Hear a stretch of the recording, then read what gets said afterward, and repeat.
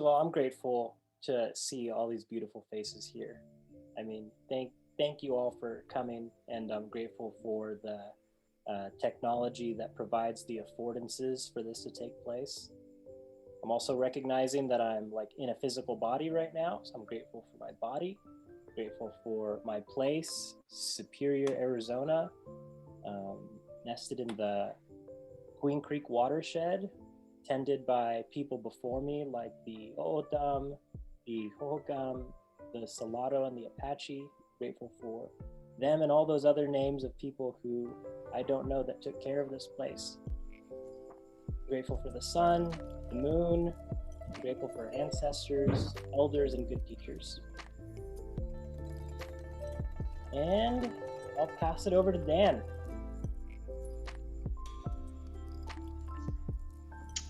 I am grateful for being alive in these crazy, exciting, turmoil times. I'm grateful for you all for creating this space. I'm grateful for also technology bringing us together. Yeah, I think that's about it. I'm grateful for still being awake, even though I had very little sleep the last couple of days. I'm grateful for the next generation that will continue to hopefully not drop the ball. And yeah, I pass it on to Evan. Thank you, Dan. I'm grateful for the warmest day of the year here in Lansing, Michigan. Spring is poking its head up, just like the crocuses from beneath the thin layer of snow in a few places. So I'm grateful for the fresh air and the ability to get out naturally here in Michigan. Grateful for my ancestors here in Michigan and the ancestors the Greek teachers, spiritual, otherwise. And grateful to everybody who's here. The threads that group us together and the space that we get to share as we work on our various projects with the shared aim of making the world a better place, people, our place. Whew. That's good. I feel it right in my body. So thank you. I'm very grateful. And I'll shoot it over to, let's see, we need to get feminine in here. Is it Maya? Hey, my voice is a bit still gone. But I'm grateful I'm getting a bit energy back. I was sick a couple of last days, but grateful to feel the energy of the spring coming up, and feeling the healing and feeling the new life beginning again, I guess. I'm grateful for being here and seeing some old faces and some new faces I don't know. I'm really happy for that, and yeah, sorry. Hope my voice now doesn't get lost, but I'll pass it on to Roberto. Thank you.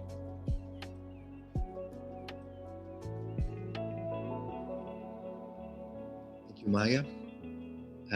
Yes, I'm grateful, of course, to be here and interconnected with some of you already that I know, and it's so nice to just randomly stumble on you again here. And I'm grateful for the power and the resilience of nature and the abundance that it gives us. And I'm grateful for my daughter and my wife taking care of her right now and cooking some nice dinner. I pass it to Josh. Thanks, Roberto. I'm grateful for the space holders and the space that's in progress here. It's beautiful to see. I'm thankful for my toes, because without them I'd fall over. I'm grateful for the air that I'm receiving around the canals in Holland. I'm finding that very refreshing, as well as the serendipity that this travel has brought me. But that's me for now. I will pass it to Tika.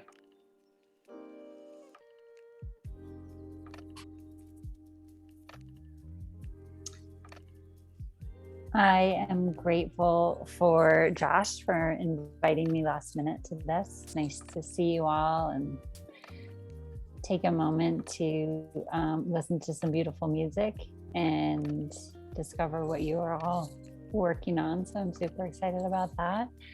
I guess I'm just really grateful for peace in my immediate surroundings these days. And also grateful for the crocuses that have daringly stuck their heads up. I live in Washoe Paiute lands of Tahoe, California. So we had almost 18 feet of snow earlier this year. And it's nice to see a little bit of green coming up from the ground that's been covered in white. So grateful for that. And yeah, I'll pass it to Vic. Honestly, grateful for spring, sunlight, beautiful weather. Those that are not in Florida, I'm grateful that you guys are here. Happy to see such amazing, beautiful people. And go look at this list. See who we have next. We'll go with Maija, Rudo.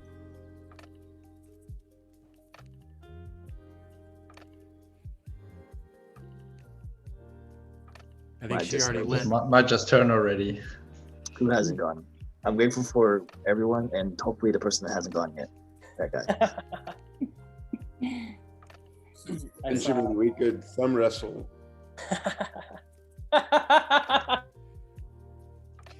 So I'm grateful for the plumber that showed up after 24 hours to replace the water heater in my wife's house.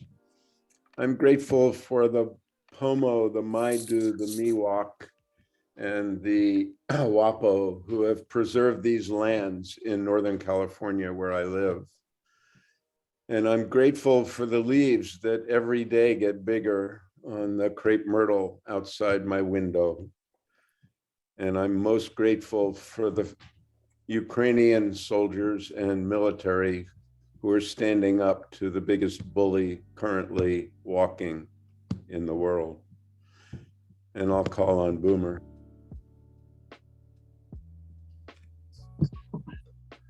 Yeah, I am really grateful to be included here.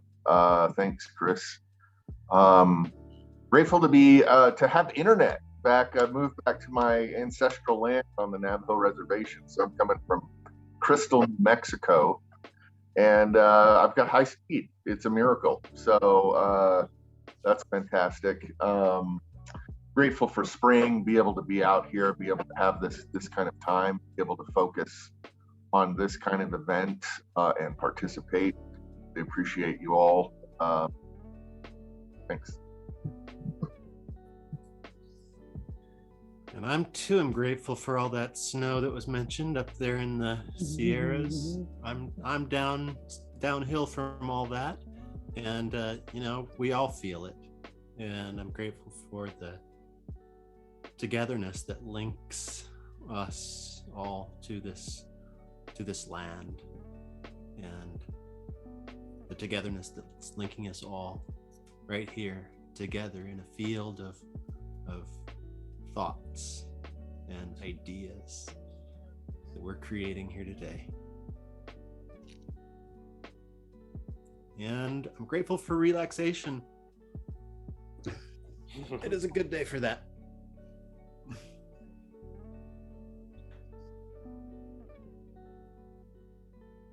Jillian, can we hear from you? Sure.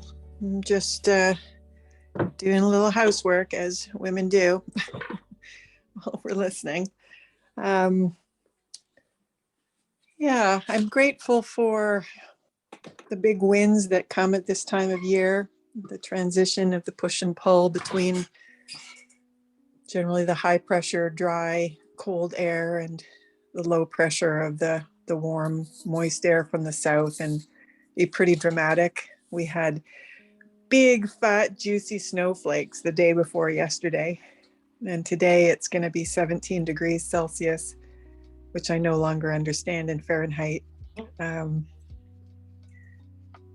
Yeah, I'm grateful for the pinching of my family line and the opportunity to have been awakening over many years to presencing that and helping it to be digested and transformed, and how that a lot of the quote unquote negative things that have happened to me have been part of what have made me so much more awake and available to some of the most core and important things that we as human beings need from and with each other. And I'm grateful for the capacity to actually begin to feel more of the pain, the sadness, and even some of the anger that I probably, well, not probably, that I should have been allowed to feel as a child as a healthy response to a lot of what was going on. And how that even at this ripe age of 57, there's still opportunity to create space for those and emotions, and to learn how to be able to create safety for them to come forward in constructive ways. So I'm grateful for what will come out of the ground. And I spent many years as a whitewater river guide. So this time of year where the snow and ice are melting and all the pore spaces are full and the ground is still frozen before the first buds have come, even though I can see the willow whips darkening in that kind of yellowy green color that they have. I love this time of year. It's kind of this moment in between seasons that's very I just feel so comfortable in it.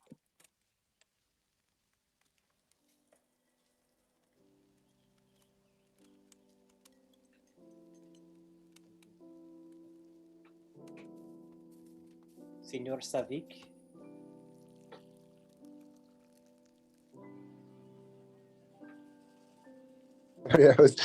Yeah, so I'm grateful for Mexican sun, and also for the needed rain that was falling for last 2 days.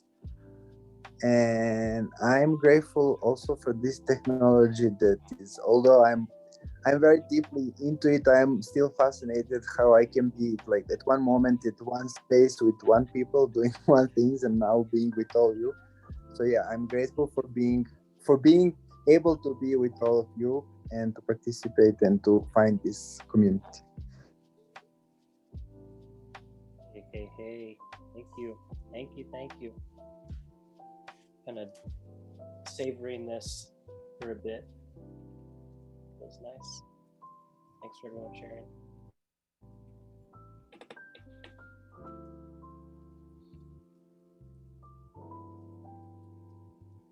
We'll have others drop in as we're here, and we'll welcome folks who come in when there's like a natural transition, and we'll ask them what they're grateful for too. So hopefully we'll get this nice stream of gratitudes coming in, and I think either Evan, Randall, or myself will spot the new folks and prompt them. But if we miss somebody, or we're not catching that someone has come and it's a good time, then feel free to be the one to greet any new folks who come in and prompt them to share their gratitudes. So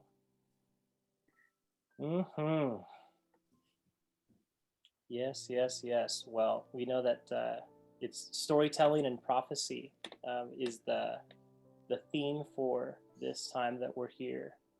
And we're going to have, I'm sure, some fantastic stories that we'll be hearing. For those of you who are thinking like, well, what story might I tell? Some promptings, and no pressure to tell a story if you're not comfortable with it. But the prompting is a story that gives you hope for the future, a story that illustrates the sacredness of life, or the story that is meaningful to your family. And I'd say those are like the three promptings that should get us in a good direction. And if you have something tangentially related to that as a story, then go for it. I think what we're hoping to avoid is stories that become like preachy or like Bible thumpy in like the most general sense. So more of that, because like a good sermon usually has a story, but we're looking for more of the story than the sermons, if you know what I mean. So yeah, cool, nice. I'm wondering who's going to be the one to kick us off. Does someone have a story alive in them now that is stirring to be shared?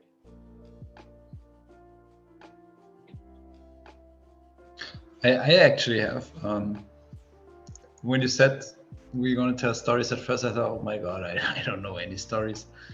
And then I remembered that currently in Europe, it's a pretty dark time. And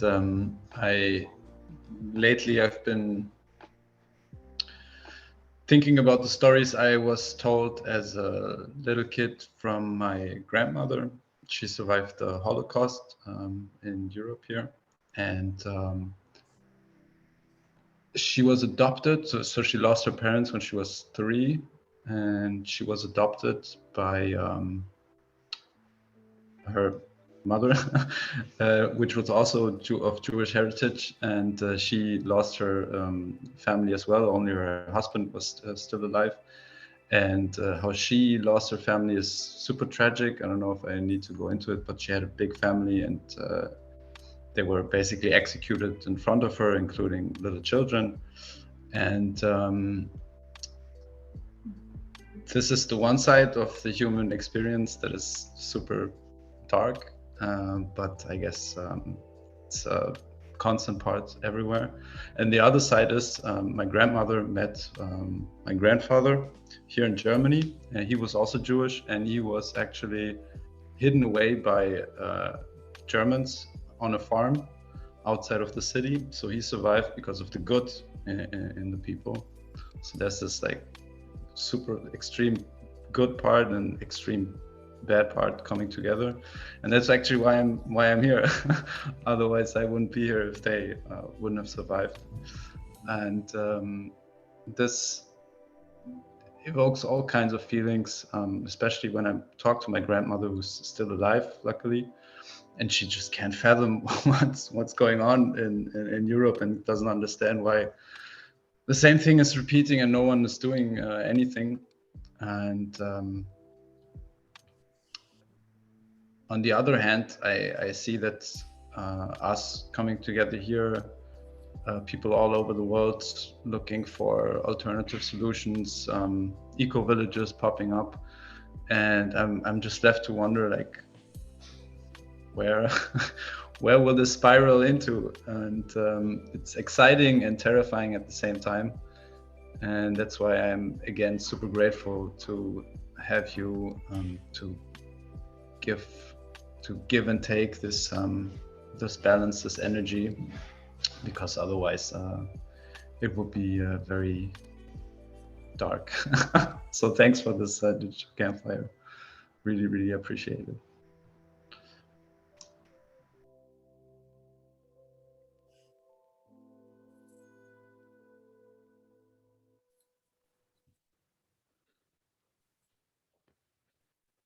It's probably a bit of too dark a story to kick it off. I'm sorry. I think it's like that's what this is about, right? I mean, this is the whole of the human experience. So I hope that you tell your grandmother that you shared her story with us from people all around, and that we're grateful for the gift of her life, and grateful that she was part of bringing you into this world. So yeah.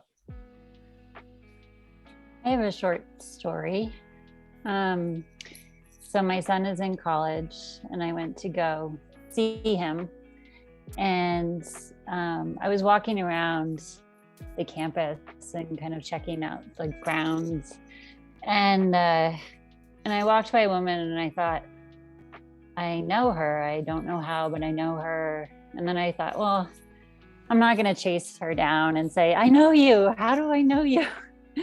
And so I thought, well, if I'm meant to see her again, I'll see her again, kind of a thing. And so later that evening, my son said, oh, I want you to come meet my, the guy that I'm spending the most time with, that I'm really relating with, you know, having a lot of fun with. And so I meet this young man, and the woman is standing next to him, and it's his mother.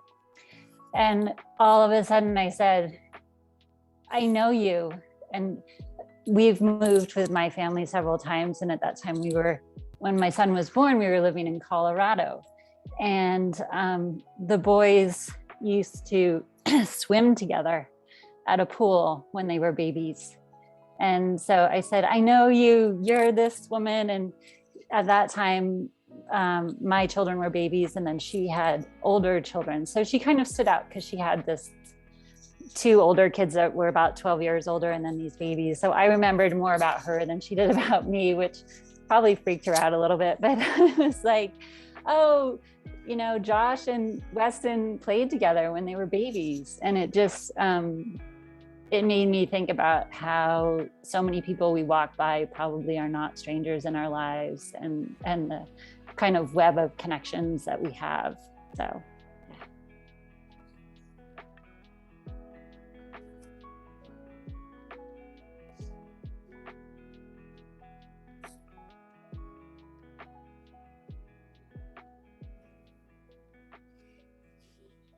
Just sitting with that story in my mind. Mm-hmm.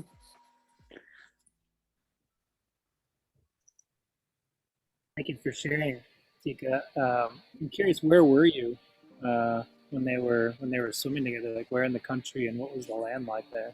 I was outside of Boulder, Colorado, and so we have moved a few times, and then my son actually chose to go back to school in Colorado for college. So I thought, you know, oh, he'll probably meet somebody that he really hasn't met anybody else from his past. So yeah, there was a chance a connection was going to happen, but it was fun to see it happen that way. And the mom said to me, I've never heard my son call anybody a best friend before. So it was really cute that they connected so deeply, so quickly, and had that past. Yeah. Did the boys know that they had swum together when they were 4 years old? No. That's a miracle. Yeah. So it's fun. Maybe they felt the connection. I think that's why. Yeah. Right. You know.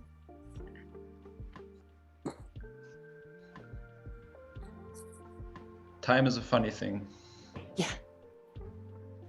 Well, relating to time, I spent yesterday with my kindergarten girlfriend, who I've now known for 71 years.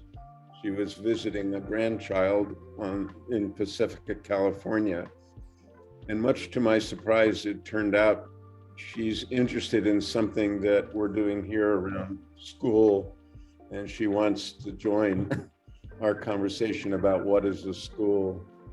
But it was amazing to be with her and her husband and think about where everyone has been over the last 71 years. And the miracle of time being compressed when you see someone you've known so long. And of course, we marveled over the fact that none of us could remember anything about the last 2 years. It seemed like we didn't do anything, go anywhere, and nothing happened until what's happening now started happening.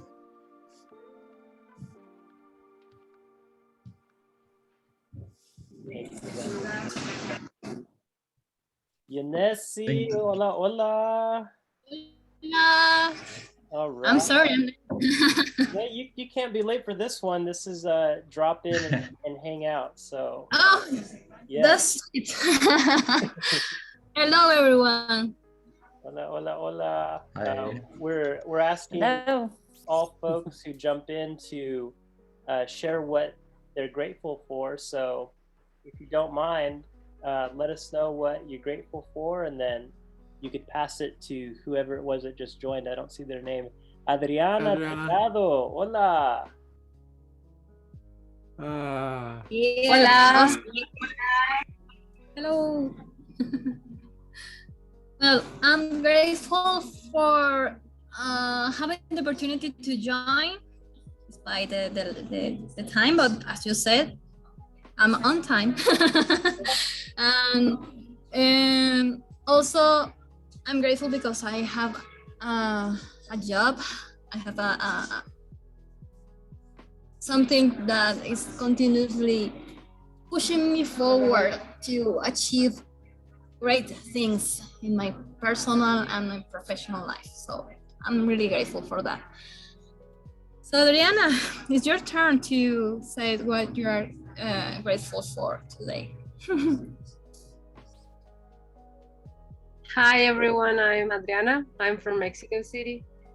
I'm grateful for being here because I was on another call and I kind of know if I was going to be able to be here, but I was very wanting to come and join. So I'm grateful for having the time and also to just be alive for today and be able to be healthy and to be able to share with awesome people like you time and space and learn from each other. So yeah, I'm grateful for that. Thank you. Welcome. Gracias. Gracias, gracias. Yeah, welcome.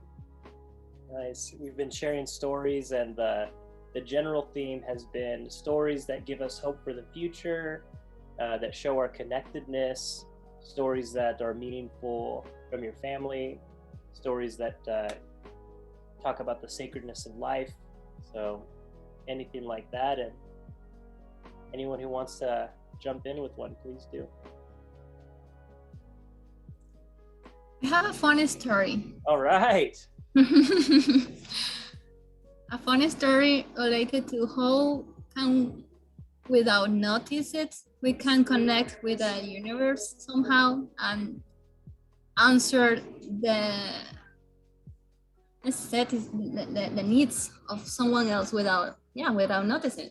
I mean, I was buying a ticket for go to a different train station, let's say. And I remember I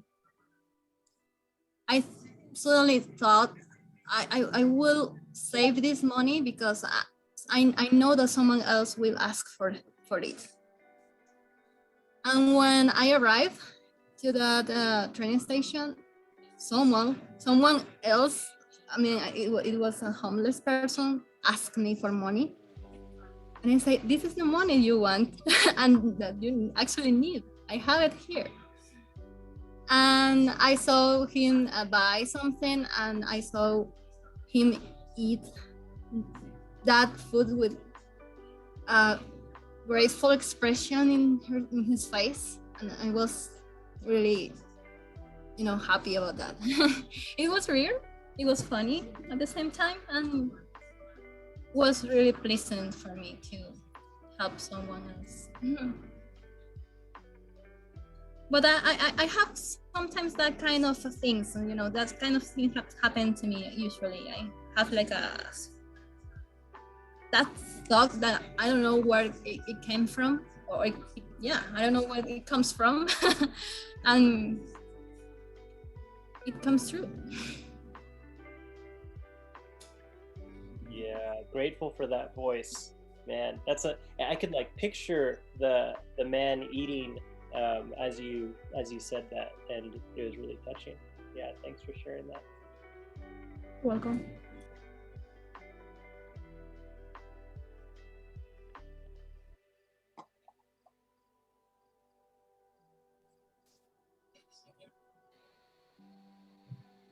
I'll share. Well, I think we should hear that inner voice in ourselves.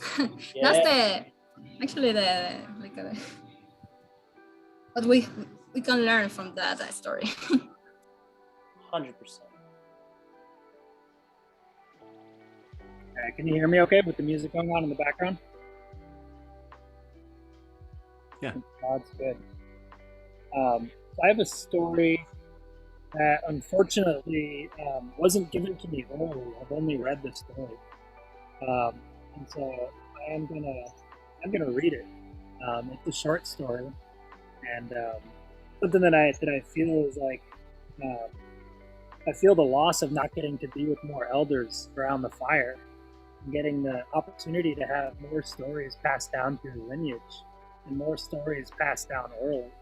And it kind of makes me sad that I don't have more examples of stories that light my soul like this story does, that have been given to me in direct transmission. And, I think I'm just really glad to be able to share all the stories that we've already shared and more to come. And hope the culture that we're creating is one where we get to share more of these stories in person and have more elders around to tell the stories. Nice. Hey, Evan, can you try pausing that music just while you're talking? How's that? Is that better? It might be. It might be. It might not. Is that Oh, better? it is. It is better.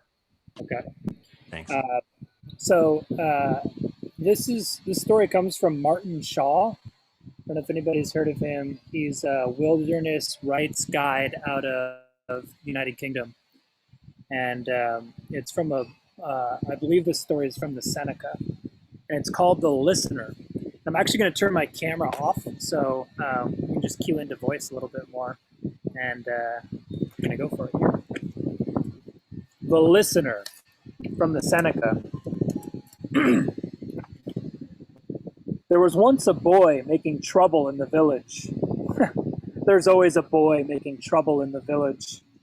He was sent to the hut of his uncle, the place where the settlement drifted into the vastness of the dark forest.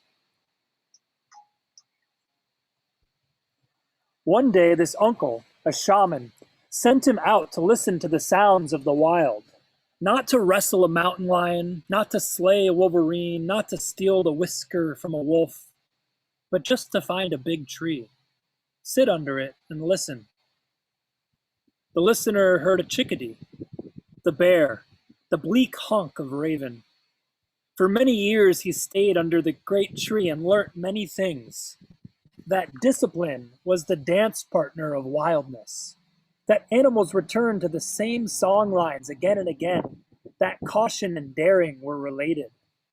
His old friends grew to become warriors and village men, proud and adored, whilst he lived almost forgotten.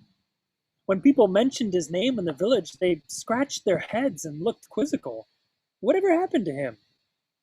He was a mystery. He was becoming ghost, but his capacity to listen deeply to the very nature of things grew vast. And over the years, it got so he could call animals to his very breast. One day, very quiet as dusk approached, he heard a song from the mountains in the far west. I am coming to be your wife. I am coming to be your wife. I am coming to be your wife. I am coming to be your wife. It was the deepest thing he'd ever hear. And tears pricked from his eyes, right from his eyes, and he ran back to his uncle. His uncle smiled, saying, "You would never have been able to hear that song without your years under the tree. You must prepare to meet such a one." The men, they went around that enormous bone pile. They touched the moss. They touched the moss like a great ivory hill, all the ones fallen from the mountain. The listener made them gather trees like a vast teepee over the bones, released them to the fall and shouted, "Look out for your lives!" And all of a sudden the bones reanimated. They lurched back into flesh. Hair, eyes, life, lots of blinking humans looking for a home. There is a price when you wake things up. Each of the 9 men took a large group of the people, some who had not seen their home for hundreds of years, and started out to build new communities, new cultures. Later on, as the boy was leaving that community, now a man, as a listener, he walked, and he walked alone, some say for many years, into the middle of his life. He walked on a road that had many others on it, much chatter, so many distractions, distractions, distractions. But sure enough, one day he came to something so vast he could not skirt around it. He entered the longhouse and was completely immersed in darkness. He kept his eyes straight ahead, for the tiny chink of light he could see was around the far distant door. He was resolute. He almost made it, and then at that very last minute, at that very last moment, a light, this melodious voice, so fragrant and beguiling, made him turn his gaze just for a second from the glint, just for a single second, and standing there was a spirit, shrouded in a buckskin robe, a robe adorned entirely with men's eyes. In a second, his eyes leapt from their sockets, scuttled across the floor and onto the robe, jostling in amongst thousands of others. Hard hands grabbed him and hurled him, blind, out into the scrub outside the longhouse. He was left for dead. And dead he would be, were it not for his capacity to listen, as he did, just as he did as a boy, to the emanations of the forest. Just enough to find streams, berries, the occasional squirrel. It was a life that marked him. He was a thin man stumbling, scratched and bereft. He was reduced and reduced and reduced again into stature of a man little more than a crawler. But it would appear he crawled through different ages and times, from the erotics of the cave hunt to the time of the seeding in the field. And one day he realized, astonished, that he had come to the edge of the forest.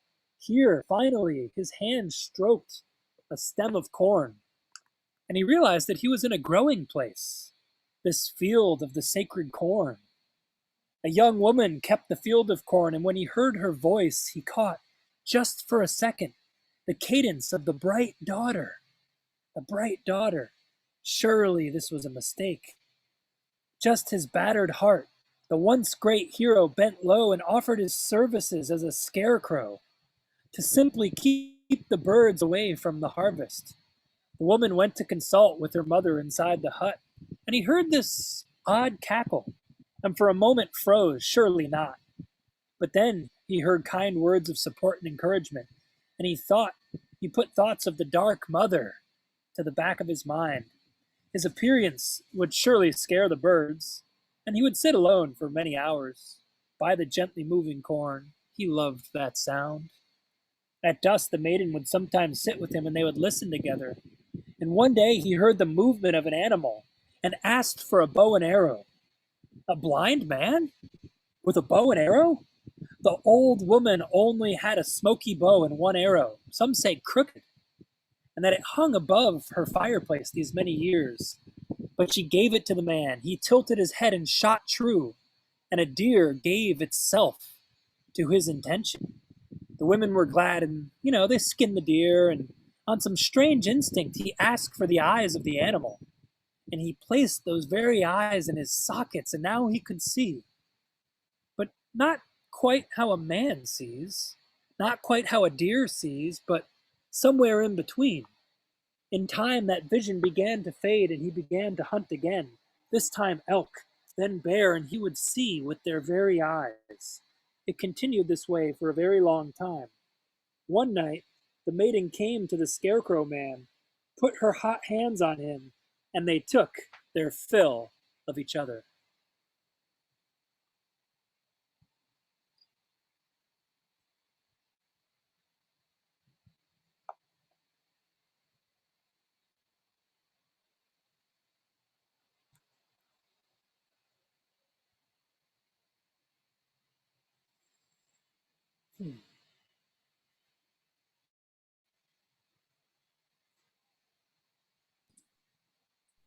I'm not sure what I enjoy the most, is the story or the passion of how you told us the story. That was wonderful. Thank you. Thanks so much, Evan, for this. It was It's a lot to unpack. I loved it. Thanks. Thanks for this, really. And you presented it so well. It was as if you've written it yourself. Or amazing. Thanks. I think you read it before, right?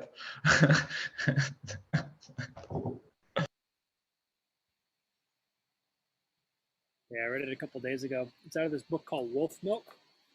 And if storytelling is something that interests you, this guy Martin Shaw has some videos on YouTube where he tells true stories. And he says in one of his interviews, he's like, a storyteller never calls himself or herself a storyteller, and yet that's what other people call them, and that's one of the ways you know. And this man can tell a story. He's an elder, and it's pretty amazing. It reminded me a bit about a story within a story. Do you know the Book of Mirdad? If you read it, Yeah. Amazing book, highly recommended. And there, a guy tells a story about a goat herder that operates on his goats, like eye operations. And then he comes to, because someone finds him and then he says, oh, you have to come to the university and show us how it's done. And he starts going to the university, and then he starts teaching these people, but teaching them, just showing them how it's done. And then they said, yeah, you have to teach us, and you have to elaborate us, and you have to do the tests, the exams, and you have to study and show us how it compares. And at the minute he started studying it and going into and finding out how the eye works and how delicate it is, he couldn't operate anymore. Kind of reminded me a bit, even though it's not the same topic, but it's a similar vibe. That speaks to the planning fallacy for me, Dan. Keep planning, keep planning, keep planning, never move.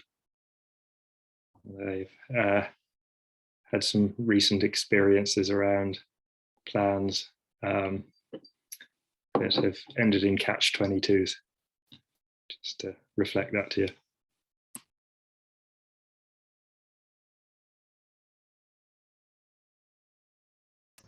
Yeah, thanks. It reminds me of some situations in the Catalyst community also. planning and talking without actually acting. And yeah, thanks for reflecting.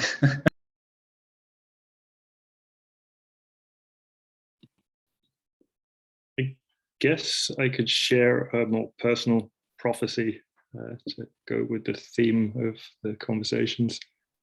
Yeah, that's a pretty interesting one. And like, I'm hesitant to share it because of the amount of context that could be unpacked from this story. I could ease up probably the rest of the session just trying to give context for it to make sense, which also speaks to the planning fallacy a little bit, perhaps. So I'm going to just jump in with some synchronicities that have been happening instead, and just kind of paint with broad strokes, if you'll forgive me for the lack of detail. It starts about 5 years ago. Hey, Will. Not sure I know this Will, but he looks familiar. So yeah, I'll just keep going and maybe welcome him when his audio comes back online.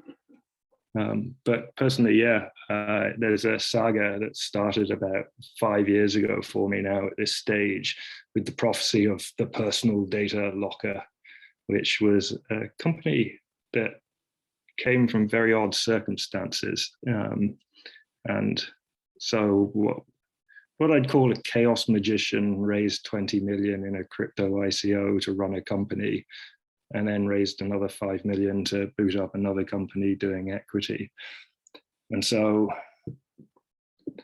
that fell apart due to the multipolar trap of emergence and emergent organizations that led to his disappearance, as well as mine, from the organization I started with. And so, yeah, there was this kind of incredible timing to the guy's rhythm that managed to kind of pull off impossibilities in a very interesting way. Nonetheless, in the interest of brevity, I've seen many, many patterns over the last 5 years that were kind of foretold by this experience I had, which feels like it's about 5 years too early, really, probably intentionally so, knowing this guy. And so the long and short of it is that I've been seeing them over and over and over again in various different communities, aspects, and networks, and the path forward that was getting painted back then. And now it's just come that the timing was right to fall back into contact, which emerged synchronistically out of a number of desires around me within my context that has kind of brought this character forward. And so this synchronicity to me is just particularly meaningful in that it's shaped a lot of my course so far. And I'm curious now that it's come full circle, or that it's coming full circle, what will emerge afterwards. And so, yeah, I just wanted to share that story of the prophecy. I'm interested in what some of those events of synchronicity in recent times have been. Well, I'll put it crudely again, I guess, as macroeconomic pressures and imperatives that have basically demanded skills beyond my capacity and many others that I know. And so the need to call in an elder in that regard has become pertinent at this point. And so there's a process of conversation now, just nascent and booting up, that is time-bound to probably under a week to make a decision, which is a pretty short time to do so. So yeah, that I can get more specific forever, so maybe we'll have a one-on-one at some point and I'll go into all the juicy details.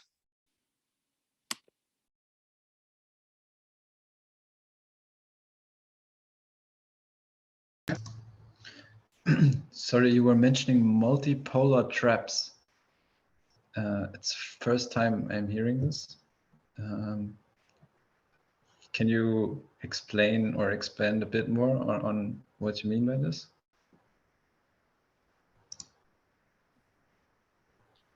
Yes, I'm careful not to go into too much detail around epistemology, but multipolar trap in my world means a hard problem that has to be solved in a distributed fashion.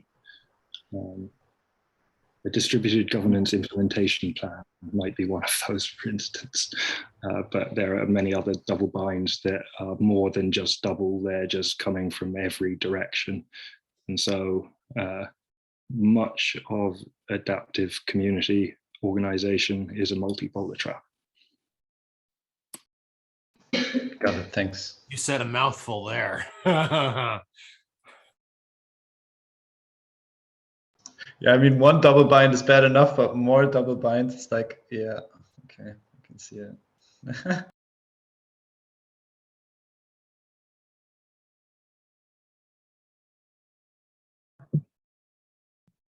So all this is reminding me of some older stories, and maybe you'll forgive just a touch of sermon woven through, but old Navajo stories about emergence. And You know, there's an emergence cycle that happens. You know, there's the first world and its darkness, and then there's light, and then spirits arise, and then for some reason people have to move to the second world. So this story is about the second world, and the central character is Coyote. And Coyote, you know, represents that primordial agent of chaos. And the way the world ends up once they've sort of gotten into it is that things start to get really complicated. You know, it's kind of human nature begins to settle in, and the bird people begin to, you know, seduce the wives of the insect people, and the insect people go to war against the bird people, and you know, the deer people get involved, but then they bring all the night creatures in. So the wolves and the elk and everybody gets involved, and the night creatures start to look out for their own interests. And this goes on. And it's this very typical story of, you know, betrayal and sex and misunderstanding and war.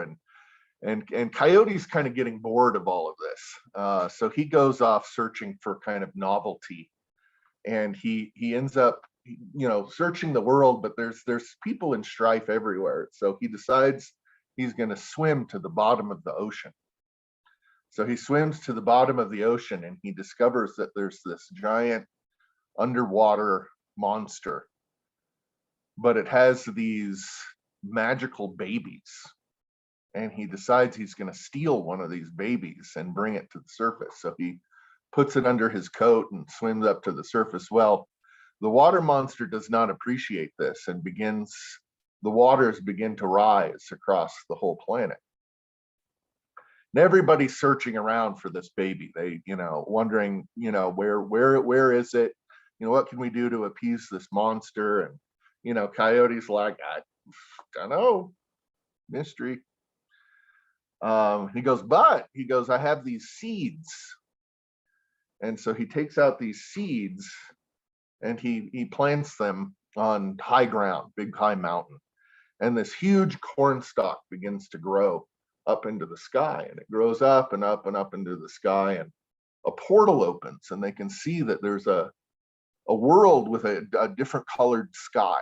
You know, the world they're on is blue, but the world that they look into is yellow. And so Coyote tells everybody, come on, let's go. And he organizes everybody to climb up this corn stalk, and they all emerge into this new world. And he's sort of last. He's kind of reluctant. He knows he's got the baby. And so he finally, you know, climbs up after Squirrel, and Squirrel is up there. And he gets up to the next world, and it's this beautiful, fresh new world. And the waters begin to bubble up through the portal, you know, after him. And Squirrel goes, I know you have that baby. You know, it's time to give it back. And so very reluctantly, as the water is foaming up into this new world, Coyote takes the baby and delivers it back into the waters. And the waters settle down, and the portal closes, and here we are in this new world. And so the way that kind of Navajos and Dene interact with this primordial coyote spirit is one of great reverence. It's like, this is the sermon part. The aspect of chaos always comes with this aspect of opportunity. And so there's these rituals when you encounter these agents of chaos to always bless the aspect of those beings for their ability to destroy what's ready to be destroyed, and also to recognize that opens the portal to what's going to happen next. And so you repeat this process until you gain some sort of a relationship of harmony with what's happening. So I was just listening to Josh's story, and it sounds like he might have a encounter here. Sea monster. Right. The sea monster's baby, perhaps. you might have a sea monster's baby, and there certainly might be a chaos coyote and also an opportunity coyote lurking around.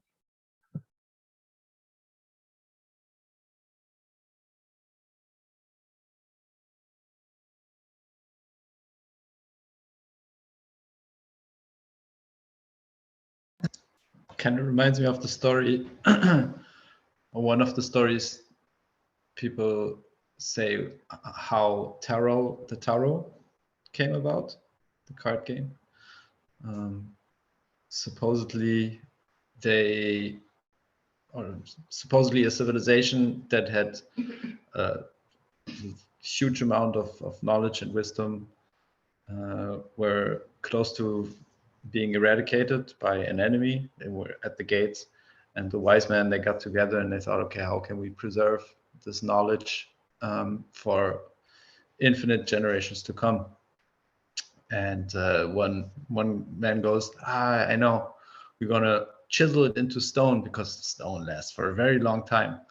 And another one was, yeah, but a long time is not forever. You know, stone can be gone in a couple of thousand years. We want this knowledge to be preserved longer. And then another one says, okay, we're going to teach it to all the wise men in our generation, and they're going to pass it on before they die to another couple of wise men. And another one goes, not so sure. You know, wise men, they can become fools. They tend to forget stuff. Also, it's only human. So not such a good idea. And then there was one suggestion to attach all this wisdom or to compress it into a card game, because this is a vice. Games are a vice of the human experience, and it will never go away. So put it in a card game and boom, it will last forever. And a couple of hundreds or maybe thousands years later, we don't know the exact origins of the tarot. It's still there. It's still being iterated upon, and the core of it is just still functioning. And yeah, this is how chaos can create opportunities for transferring wisdom and knowledge. Thanks for sharing this story, Benjamin. Really grateful for that. I would love to hear more Indian stories, because here in Europe we don't get them that often and too much. So yeah, keep them coming. Sure, I like the tarot story too. That was great. Will, hey man, we were getting on a roll here, and we missed welcoming you into this space. So sorry about that, brother. Hey. What's up? Yeah, well, I'm on the road with my family, and so I can't, you know, just tell too many stories with my wife listening in. It just doesn't work. But if y'all will let me, I will listen in, and I like it. I like it in many respects. And so, like, I look at like the traditional ecologic knowledge systems, you know, like in South America or the Middle East. So like the Quinaut or these rainwater harvesting infrastructures that were maintained over many generations, and all of them had a sociologic structure associated with them. Like there was like this almost like religious and social aspect that kept the infrastructure maintained. And I'm really kind of curious as to how we incorporate that in Web3. And there are many aspects like the climate cause that are religious, I think.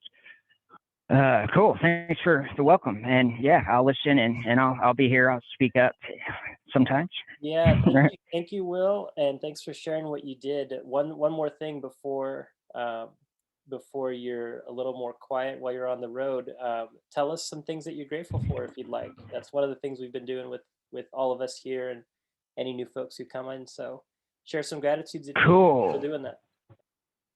Dude, my family, I mean, they drive me crazy, but I'm so much better off with them than without them. And I've got some really good friends, and you know, I feel like I've wanted to talk about some of these issues for years, but very recently people actually want to hear about it. And I'm really grateful that there seems to be this, I don't know, like, that I'm not a lone voice. You know, there's a big community out there that thinks that these tools work. Yeah, and Well, yeah, that's good. That's great. Yeah, thank you, brother. Thanks for sharing, man. Yeah.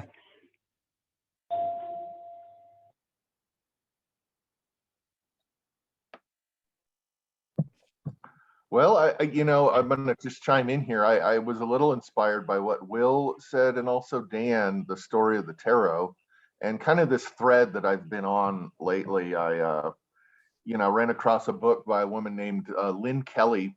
She wrote a book several years ago called The Memory Code, and there's another book just more recently called Memory Craft.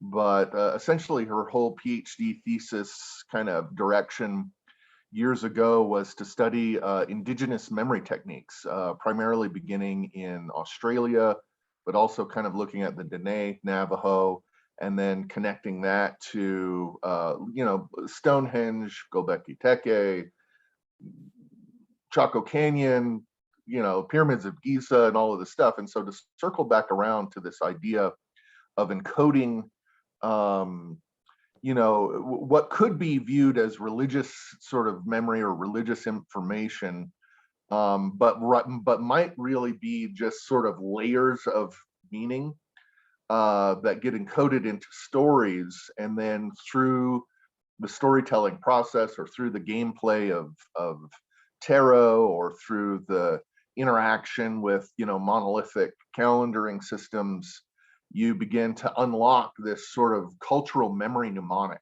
or they're building these cultural memory mnemonics in order to encode information about how to care for the local,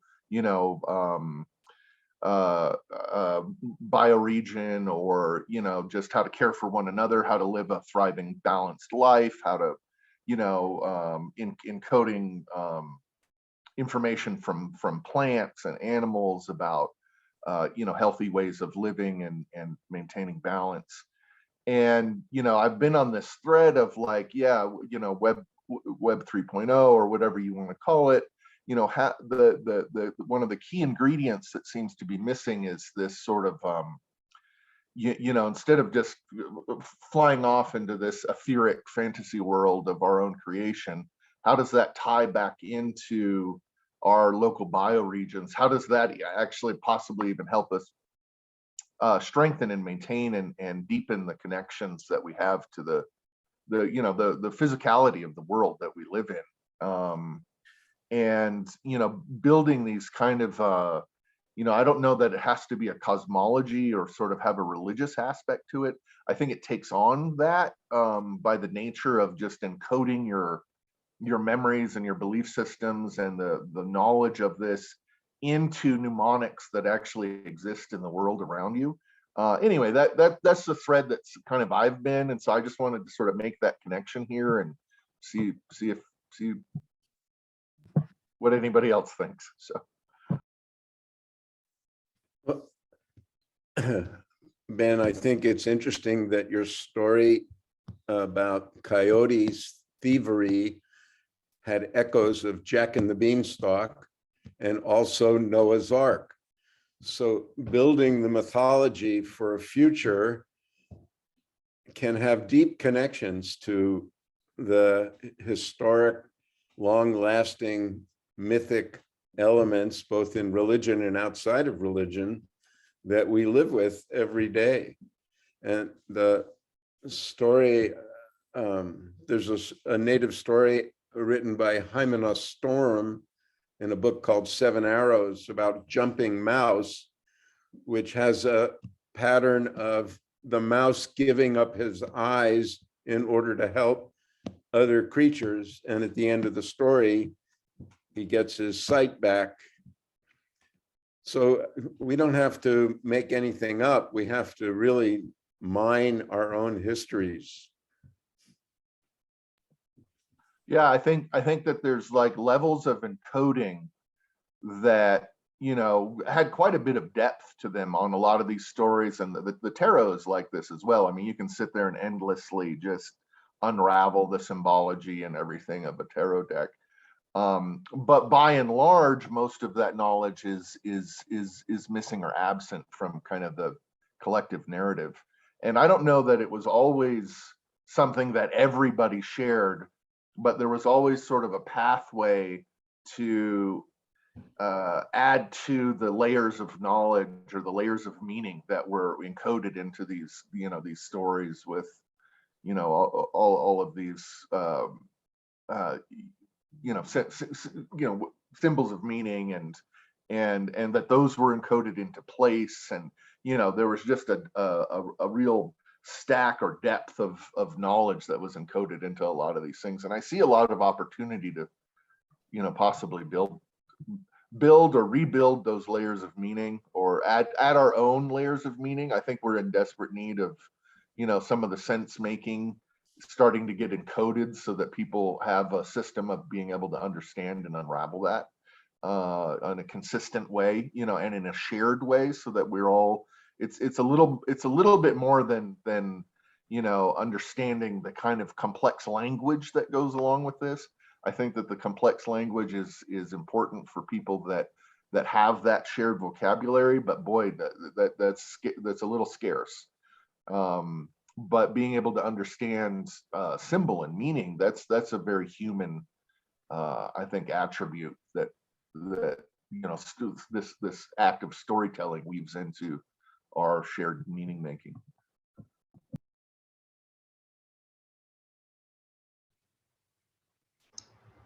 Very, very well said. I have to ask, what was her name? The woman that wrote the books, Memory Code, Memory Craft? She's named Lynn Kelly, and she's out of Australia. Yeah, her first book was called Memory Code, and the second one's called Memory Craft, which is more of a like how to. Thanks. I totally agree with you. Sorry, Ascended, you had your hand up. I didn't want to rock you. Go ahead. Yeah, no problem. No, just wanted to share something that this discussion reminded me of. I'm currently reading The Evolution of Human Cooperation, and there is this story like how it's like it was history like really built, civilization built of this kind of force principle, or like where previous society and the indigenous people were functioning on different principle. And I think it's very interesting just having kind of discovery by reading that kind of at that moment when kind of colonization of America started to happen, how there is this term like primitive people, but just really looking it and realizing how maybe it was like it stemmed from lack of understanding on one hand, and also kind of criticizing mythology and storytelling as something primitive. But I also realized that kind of the whole thing that we are living today is also one form of narrative, starting this kind of rational aspect that is kind of also form of one narrative that is super interesting. Just like looking at all these things as a narrative and not just like, oh, this is right or wrong, I think opens different view.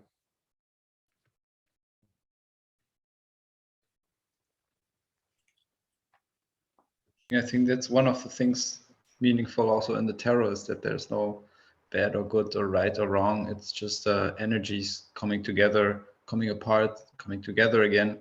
And it's about understanding how the individual fits into this context. And for me, I love the tarot because it helps me,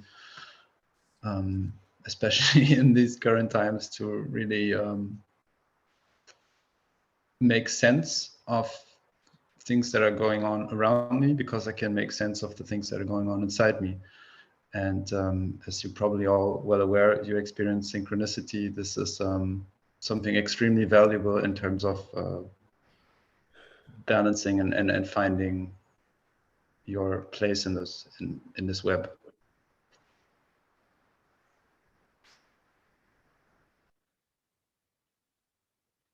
Right, Randall? Yeah, find a place. I'm not sleeping, I promise.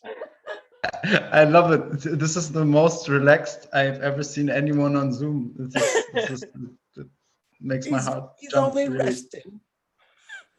He's not pining for the fjords. Roberto, thank you for your fire earlier. Yeah. It's good to see your face now. Love to hear your voice. What stories have you been thinking of?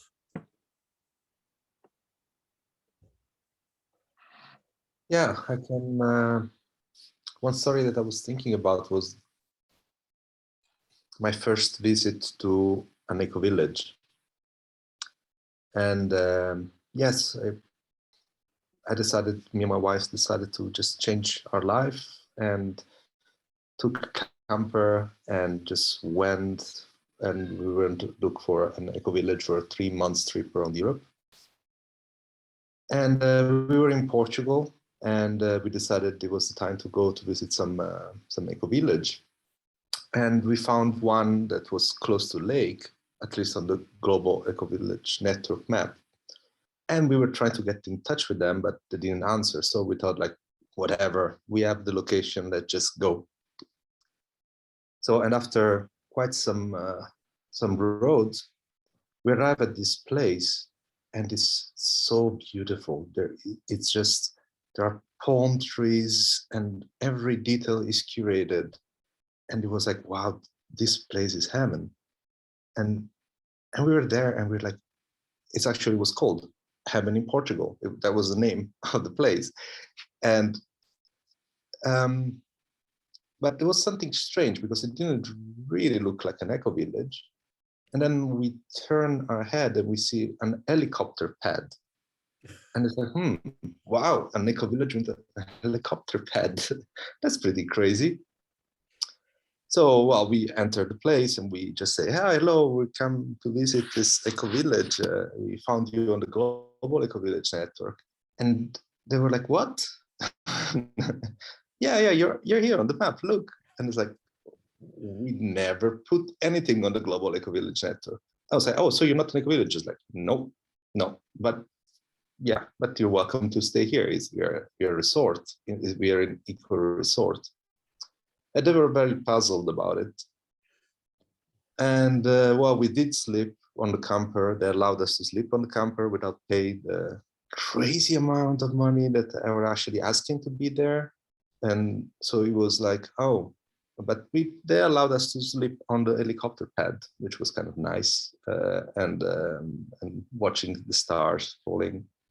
But we were very puzzled about it. It's like we spent there a couple of days, and I think we basically understood that that was a place where very important people would come to just relax.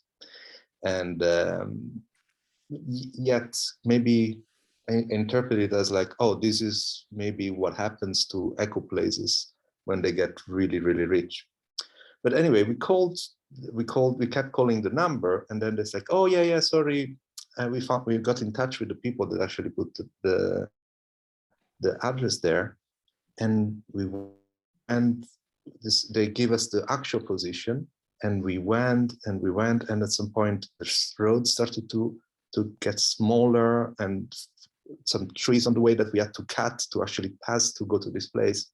And we arrived in this place in the middle of nowhere. There was not a single tree around, just a ruin of a windmill. We thought we got scammed or they were gonna get robbed. And then at some point we called them and they tried to, okay, can you come to pick us up? We're here. And somewhere there comes these people out from bushes, and they welcome us into the place. They show us a ruin, and in between all the thorns, and say, well, yeah, we are an eco-village, but we're just starting.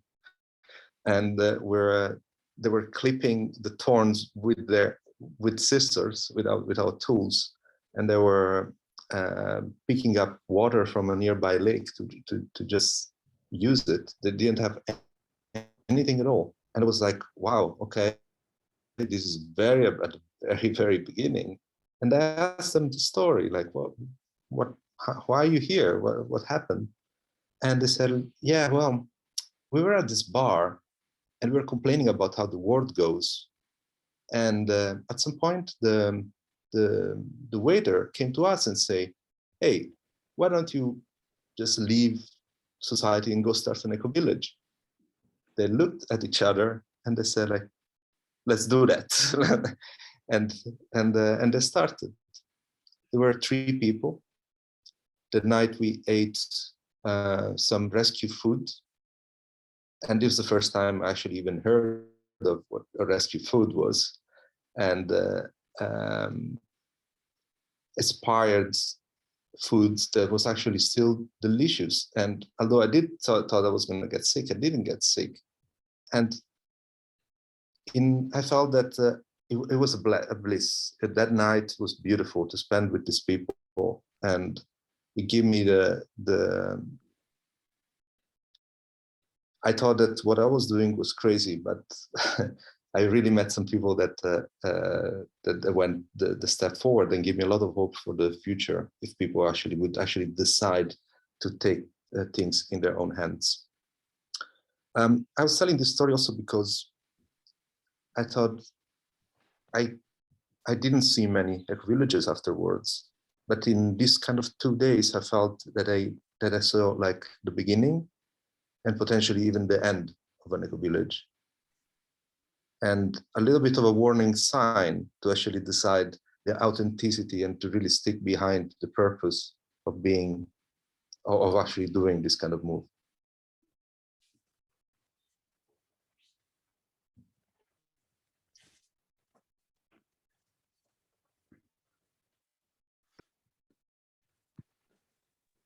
Yeah, keep it small, keep it real. Yay, keep it real, baby. Roberto, I wanted to ask you, I hope it's okay to ask you now, but there's a place in southern Italy, there's Crotone.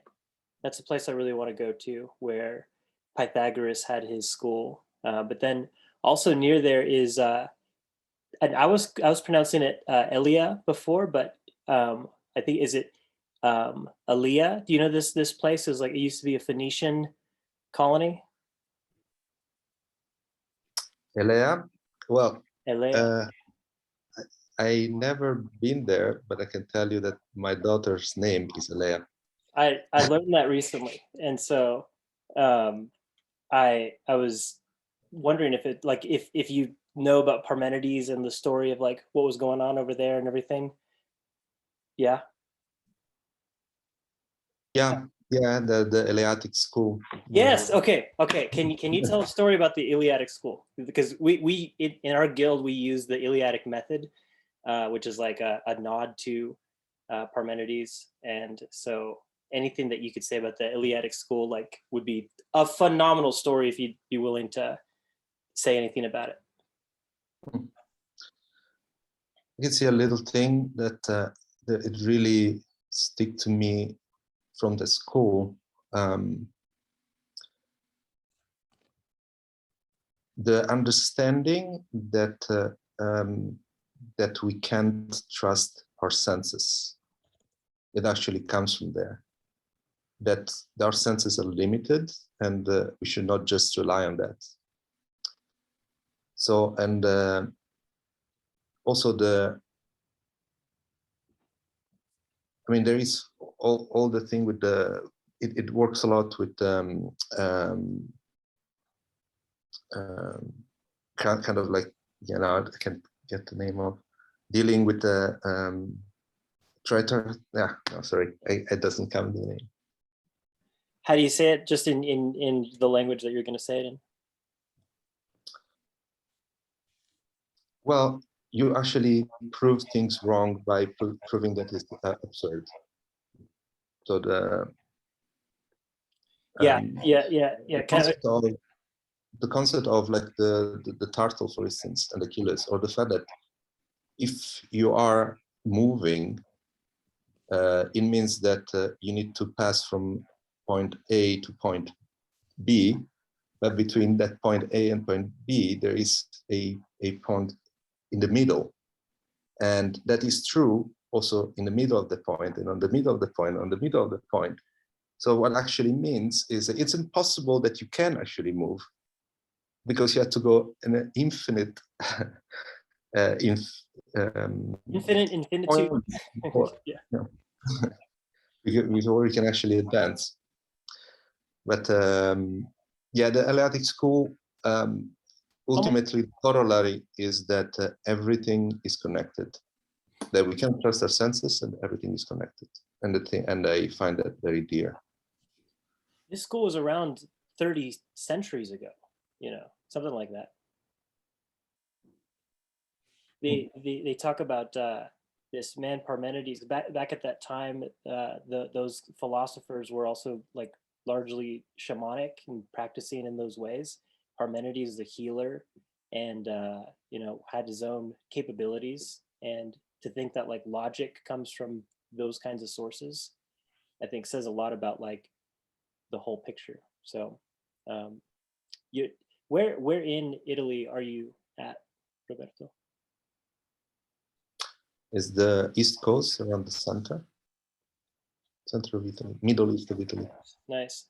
I was holding in mind like all the places that we're connected with right now. Like Yanesi, you're in Venezuela, see? No, maybe. Yeah, I'm here. I'm hearing you. I'm doing some things here, but I'm hearing you. Oh yeah, cool. No, that's all cool. I was just where are you calling from? Where am I calling Where are you from? at right now? Yeah, where's your body? I'm from Venezuela. I'm in a different city right now. Actually, I'm not in Caracas. I'm in Los Teques, which is a city that's 45 minutes from Caracas. Yeah. It's a little bit cold city comparison with Caracas. Now it's cold.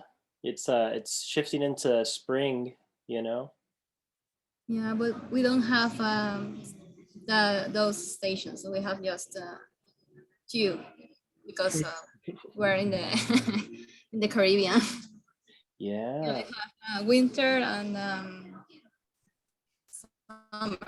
Winter and summer. Yeah, but it's more like a rainy or sunny, and that's it. And well, we have Mexico también, yeah. Mm. Yeah. Okay. That's cool. Yeah, I mean, I've been thinking about the barriers of this all being in English. Like Barriers? Me? Yes. I have found a couple of them. Yes, totally. Yeah. But at the same time, well, I try my best to communicate with others and to understand what they are saying. I think English is a good way of trying to bridge cultures and people. It could be Spanish too. Why not? We have a very large community of Spanish speakers. But hey, here we are talking in English. Yes. I know. It reminds me of a story Jillian told me of her facilitating without knowing the native tongue that she was facilitating it. So this whole thing about how we connect with these language barriers. I think the symbols thing that Ben brought up is like an interesting piece of it, maybe. Yeah. We have native Spanish speakers, native Italian speakers here. Is that true? Am I understanding this correctly? Native German speakers here. And then is it Miaja? How do I pronounce your name? I'm sorry. Maya. Maya? Okay, Yeah. Maya. What's your native tongue? My native tongue is Latvian, but I do speak Latvian? Dutch. Yeah, it's very, very small. Small population of people. I've been. Yeah. Oh, you've been there. I've partied in Riga. Yeah. Oh, wow. Yeah. Nice. Yeah. Happy you're here. Yeah. But now I'm in Netherlands, so. A big lesson from us from last session is having this place being more gezellig. You know, as the yeah. Convivial. That's the English word for. people have a hard. I've asked so many people, what's the word, and I think you're right. And they keep saying it does not exist. Yes, it does. Convivial. Conviviality. Yeah. Yeah. What's the word? Gezellig. That's what Dutch used to describe a place. Well, anything basically. Gezellig. So it's convivial. Comfy, cozy. You know? Yeah, comfy, cozy, and yes, I'm gonna do it. It's yeah. It's the same as in German. What you have? It's exactly the same word. Yeah, Gezellig. Oh, it's Gezellig there. Wow. Gezellig, yeah. Oh, we have in Serbian. No way. What is it in Serbia? Which I've also been to. Really? I was in okay. So I'll just quickly tell you a story. I was in Serbia and I needed to get some new jeans. So I go into the store and I'm like, I look around. I'm like, I can't find any jeans my size. And I go to them I'm like, hey, looking for and I was able to communicate like a size 32. And they're like, the smallest we have here is size 34. So sorry, you know, because the Serbians are so tall, right? So the smallest jean size they had was still 2 inches too large for me, and that was their smallest. It's like, where's the boys section for Serbia, man? You guys are tall. That's awesome. So what's the word in Serbian for the Gezellig or Gezellig? For what? Oh, well, I thought I saw you put in here. We have Serbian. I thought maybe you had a way of saying the Serbian word for Gezellig, but you're saying that's your native tongue, yeah?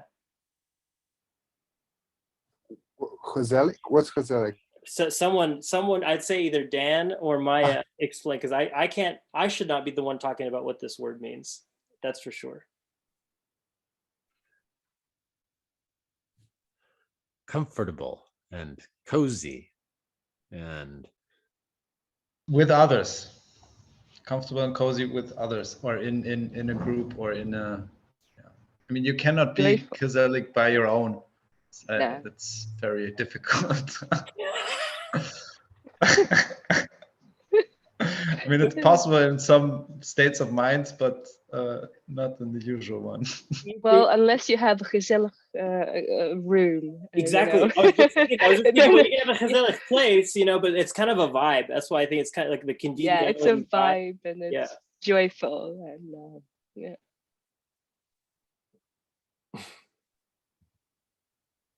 Conviviality.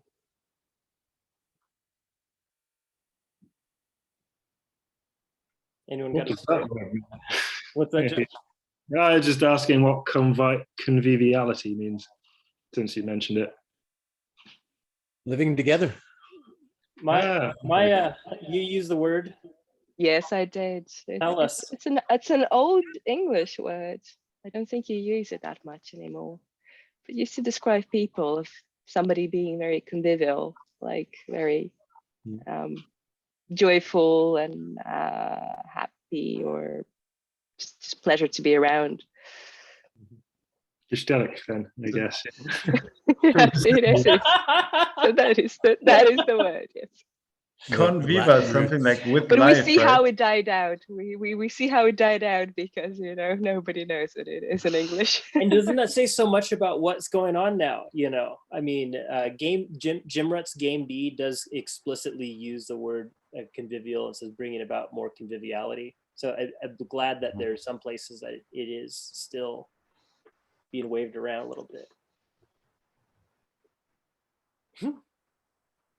I think all this conversation. Okay. Go then. Who was? I just wanted to say that all this conversation remind me. I don't know if you from Europe kind of were participating, but inside the EU, kind of here there are these cultural programs, and it's kind of the main. The in a lot of these programs, like the beginning part is this cultural exchange, which for me at certain moments was like funny and a little bit fake, but just now experiencing these spaces, we also speak about different cultures. I'm noticing that there is not many ways, because kind of English is a first language in Web3 space, and I think it would be interesting to kind of have some ways to share cultures and connect, because I think that's kind of the other side of Web3. It's like either it can go into like this homogeneity and like just speaking English, or like how we can also bring, I think, other languages. Just hearing these stories is, I think, super.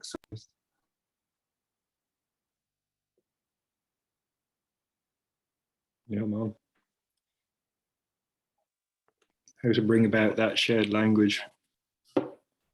It's almost just by just being together, and it's like a byproduct in a way, or like it's a positive externality or something, you know, like even just like seeing how Gezellig and conviviality, like I don't think we'd arrive at that without kind of just being here together actually. And so it's like it's funny, like, you know, trying to cause it might be the deal. Okay, I'm gonna share a story now if y'all are okay with that. Because it's like this, it's fitting, I would say. Yeah, is that cool? I'm like all excited now. Okay. So I'll do the same as Evan and turn my video off, because I'm going to read this. And the background on this story is that it's supposed to be one of Carl Jung's favorite stories. And he's an interesting cat. I'd consider him like this elder teacher, wise man. So anyway, here's the story. There was a great drought where Wilhelm lived. For months, there had not been a drop of rain, and the situation became catastrophic. Coyote was running amok. I'm going to embellish a little bit. The Catholics made processions, and the Protestants made their prayers. And the Chinese burned joss sticks and shot off guns to frighten away the demons of the drought, but with no result. Finally, the Chinese said, "We'll fetch the Rainmaker."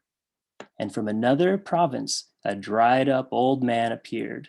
The only thing he asked for was a quiet little house somewhere. And there, he locked himself in for 3 days. On the 4th day, the clouds gathered, and there was a great snowstorm at the time of the year when no snow was expected. It was as if it was summer in Venezuela. An unusual amount of snow. And the town was so full of rumors about the wonderful Rainmaker that Wilhelm went to ask the man how he did it. In true European fashion, he said, "They call you the Rainmaker. Will you tell me how you made the snow?" And the little Chinese said, "I did not make the snow. I am not responsible." "But what have you done for these 3 days?" "Ah, I can explain that. I come from another country where things are in order. Here, they are out of order. They are not as they should be by the ordinance of heaven. Therefore, the whole country is not in Tao. And I also am not in the natural order of things because I'm in a disordered country. So I had to wait 3 days until I was back in Tao, and then naturally the rain came."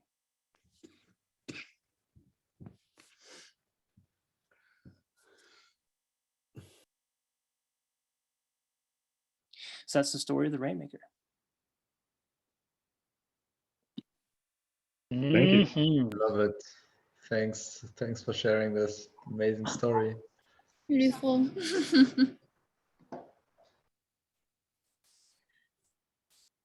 Yeah, Jung was is a big fan of synchronicity events. So I think he probably made it up, the whole story, right? Would be so him. Yeah, apparently he heard it from someone. Did he make that up? No. He's got a I know, right? Yeah, that's so funny. He's got a whole comment. Well, it's like a paragraph commentary of look what he said about it, which is pretty curious. But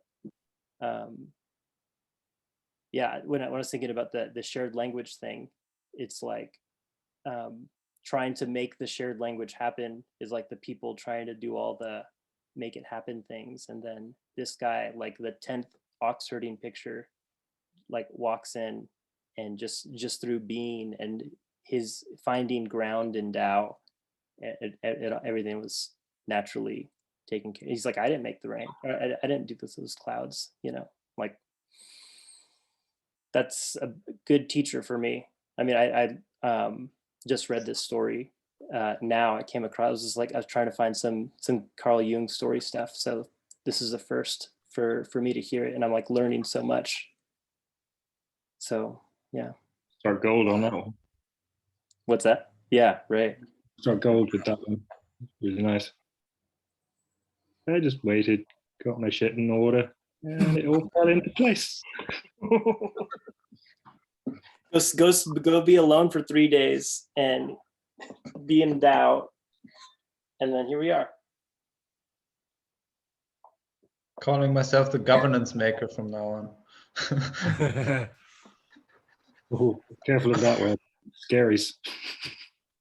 I mean, you could try forcer. I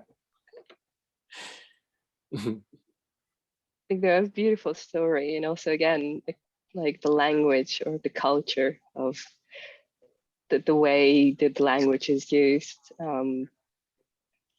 And it made me think about a time when I had to translate a very, I was working for a Chamber of Commerce and between Netherlands and Latvia, and they, Dutch had this text, and Dutch are very like social and active, and there's a lot of self-organizing, and you know, there's beautiful words. And I had this text, and I needed to translate it into Latvia about an event into Latvian. And so I went about it. I could do that. And the more I was translating, the more it struck me that every time I tried to find this kind of self-organizing words and these very active, very down from the people words, then in Latvian, they would be like ruler, be ruled by. And the meaning of the whole text was, I couldn't convey it. It would be, it sounded like thee shall come and rule over.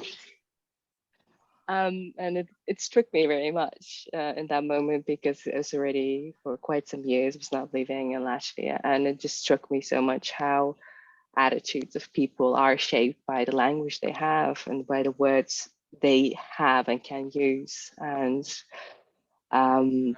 it's like, you know, it's the futures they can imagine are only shaped by those words. If in Latvian, somebody who governs and rules is the same word.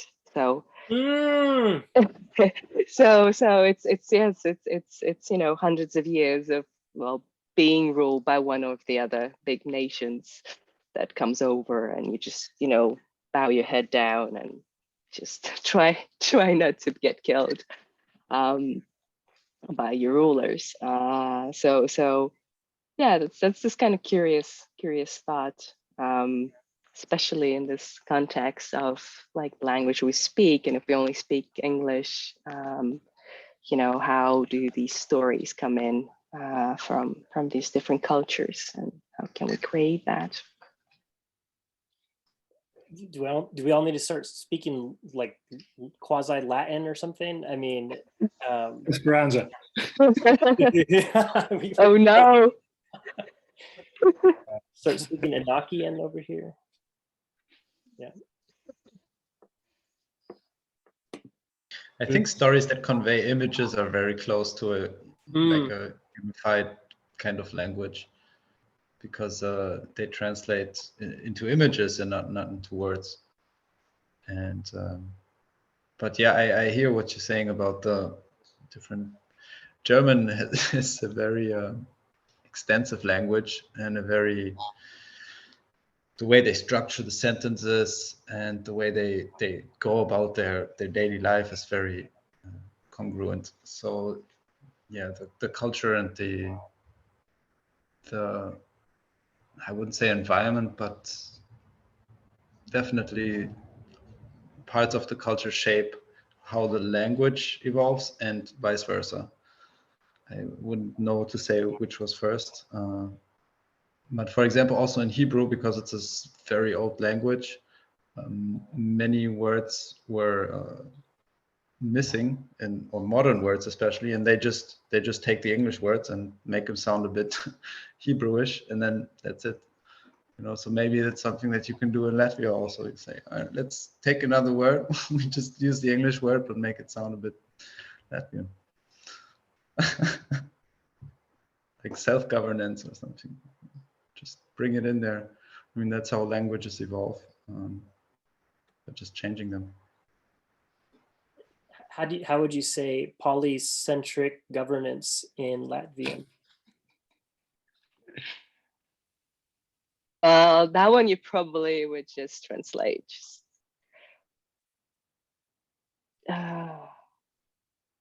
Polycentric. I haven't lived there for many years now. So I must say I have very great difficulty.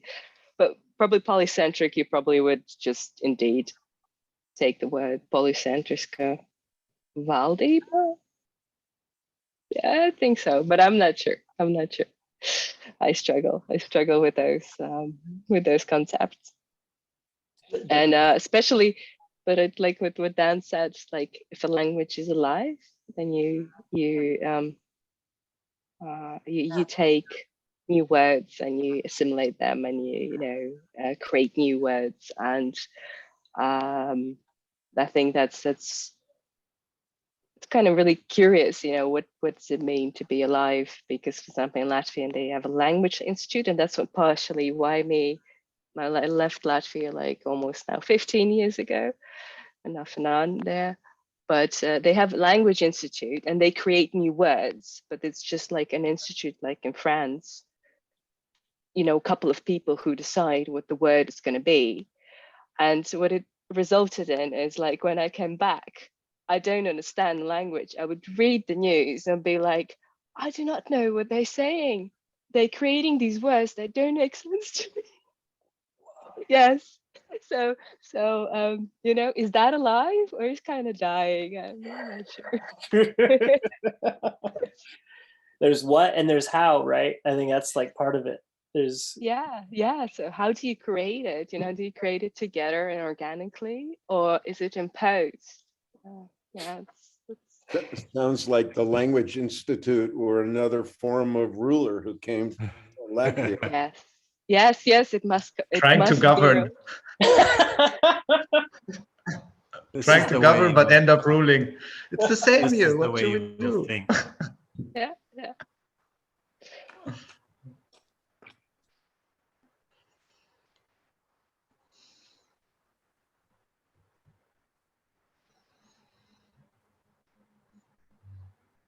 This is Jillian. I thought I might come in here.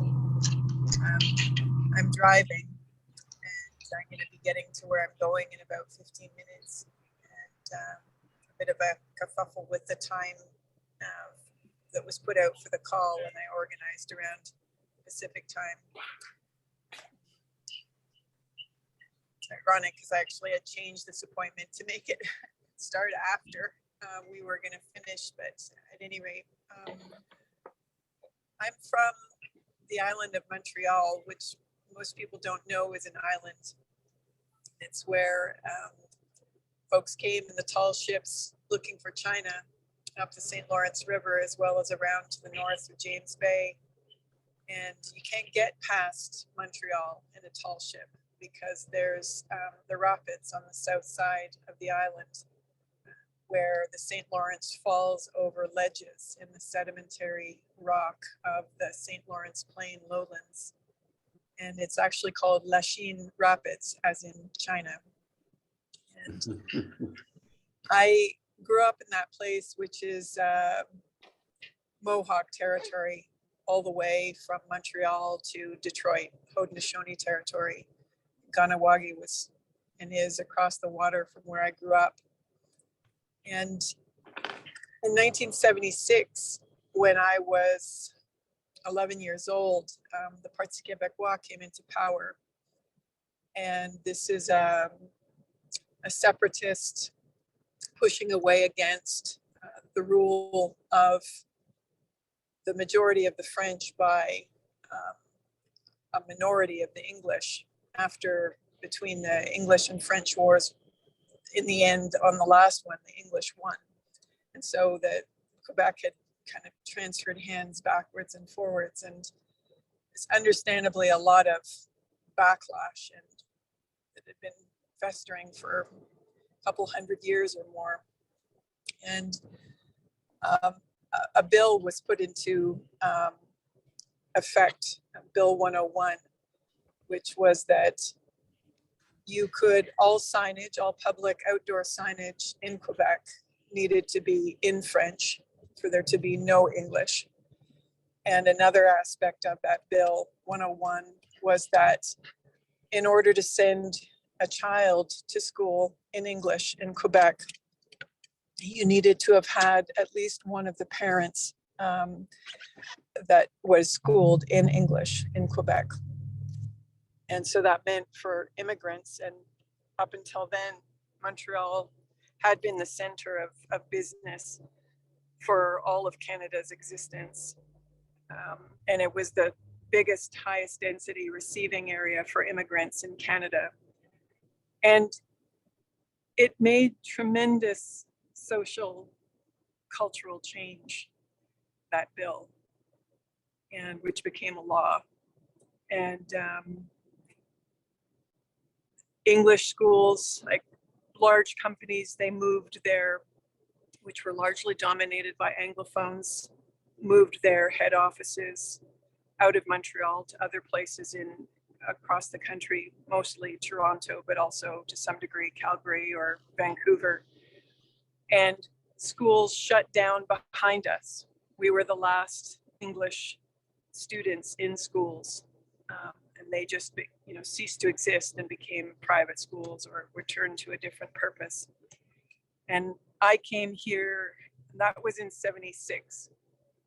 I came here to the province of Ontario in '89 when I was 24 to do an engineering degree. And when I went out to the stores, even though English is my mother tongue, it took me months to not speak. Just kind of the French words were starting to come out my mouth, and I'd have to kind of stop them and reorganize my brain and my mouth connection when out in public. And when I went home, occasionally, over the years, things continued to change. And we had a referendum in 1995, which was to see whether Quebec wanted to separate. And I was watching it from my adopted home province here, province of Ontario, as I never went back. I was the last person of my entire extended family to leave Quebec. The vote was to stay as part of Canada. I think it was 50.4%, and to leave was 49.6%. Like, it really couldn't have been any closer. And yeah, I was just bawling. Just so much emotion in my body, and so much history, so much suppression and oppression, including from the Catholic Church, which had dominated the Francophone culture, the French Canadian culture, for a long, long time, forever, up until very recent years. And this is part of our Canadian history and heritage, and it's part of why Pierre Trudeau, who's Justin Trudeau's father, if you didn't know, our current Prime Minister, had not only repatriated the Constitution to Canada, or being a part of the Commonwealth, and the Queen is our head of state, but also made Canada a bilingual country. And there's a lot of history there that even most Canadians don't know. Most most Canadian children have to take French in school, but never really end up using it. There's a whole history here, and also to do with our history with the States and the Loyalists coming north, that most people don't know about. And there's a lot of ways in which, as Canadians, we're not very seen or understood by people in the States. We share the longest unprotected border in the world. And as I say, not a lot of Canadians even know much about the Francophone history, but it's where I'm from. And on our license plates, the catchphrase is "Je me souviens," and it means "I remember." And I think that that's part of what, or essentially what that is pointing to. Je me souviens, and I'm very proud and honored that I was born and raised in Montreal, because learning a second language as a child, it gives you a different, I think, perspective, frame of reference and relationship with your brain and language and other people. And as Christopher mentioned, you know, I'm a facilitator, doing that since 1990. But one of the deepest honors and pleasures in my life, indeed privilege, has been to hold space for and with people in languages that technically I don't understand. But how do we create space to understand anyways? By listening. And I think I'll just add one piece on to bring us into kind of contemporary times, which is, there was a meme that went around when Trump was really up to his stuff 2 or 3 years ago, which was, if you ever wondered what you would have done at the time of the rise of Hitler and Nazi Germany, etc., you're doing it right now. And I think that there's a lot of ways in which we need to be more awake to the difference in culture and the sameness across humanity. And like language is one portal. Geography and place and culture and customs and language is part of that. But we're transitioning to this global era, yet there's still a place for honoring difference. And I'm glad to see and feel fellow North Americans growing in that capacity. So one last piece about the Canadian culture is in the 60s, there was a phrase that came into existence to describe the relationship between Canadians and folk in the United States, which is, we're the mouse who's in bed with the elephant. And though it's not particularly attractive, that phrase was getting at a piece of the truth, and how, you know, how in some ways, even if all of us can be elephants in terms of the ways that we live our lives and the resources,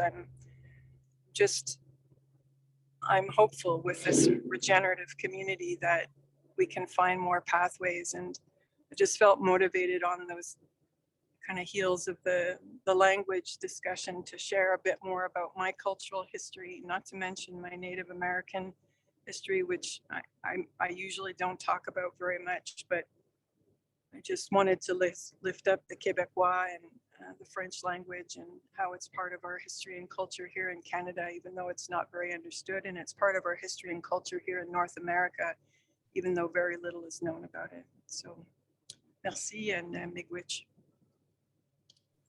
Merci, miigwech. Yeah. Miigwech. Gracias. What's the catchphrase on the license plate, Jenna? Je me souviens. Souviens. Souviens. S-O-U-V-I-E-N-S. Souviens. Souvenir, that word that we have, that's the same.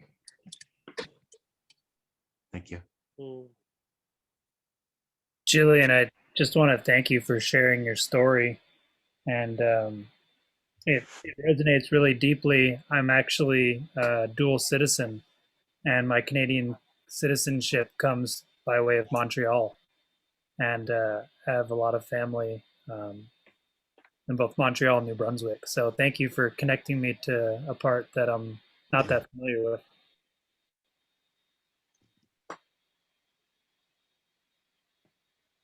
The French response is de rien, as in it was nothing, but I won't say that because it was something. It was something.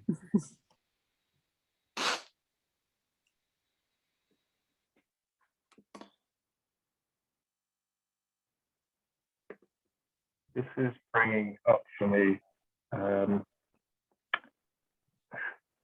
Barbados, which I've recently visited. And so, is this working? No. It sounds a bit roboty. Maybe the battery is low or something.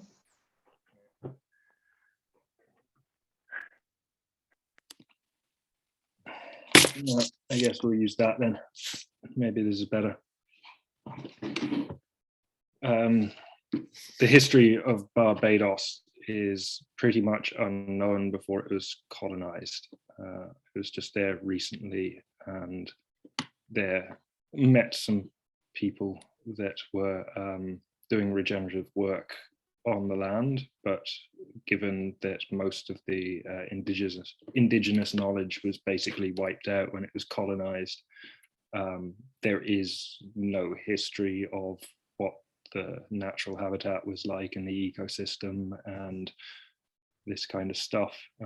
It's completely unknown. So these people are like inferring based on relationships of ecosystem participants what the ecosystem might have looked like if it was to be authentically recreated today.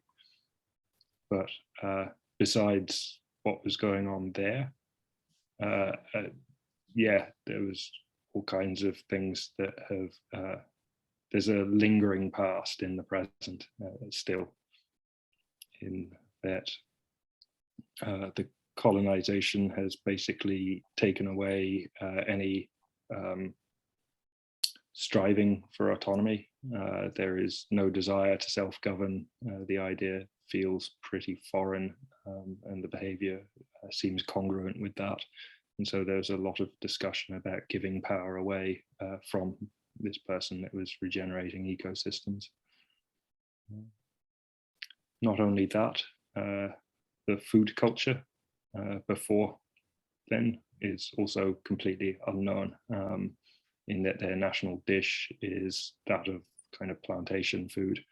And so changing that even to show that different futures are possible will receive pushback, initial pushback at least, in that you can't be doing that to the national dish, which was instated, I lack the history, but probably a couple hundred years ago. And so this is just coming up for me in response to Gillian's story, which is just much more grounded. But for some reason that came up for me and I wanted to share.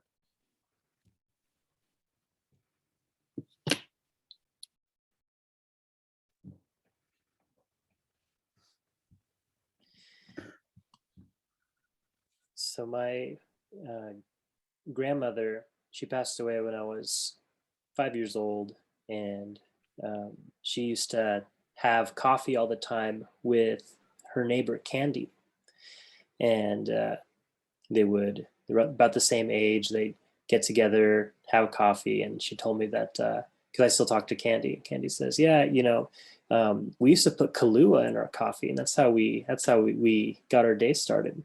Oh wow, nice. And so I was asking her some questions about the O'odham people here, because she's O'odham, so she's of the people who lived here in Superior. It's hard to find anyone who's native. I mean, she is the only person in my 3,000 person town, and this whole place was 100% native. Not that long ago, I guess. And the one person I know is Candy. And so I asked her one day, "Candy, what can you tell me about the O'odham?" And she goes, "Babes, really can't tell you much."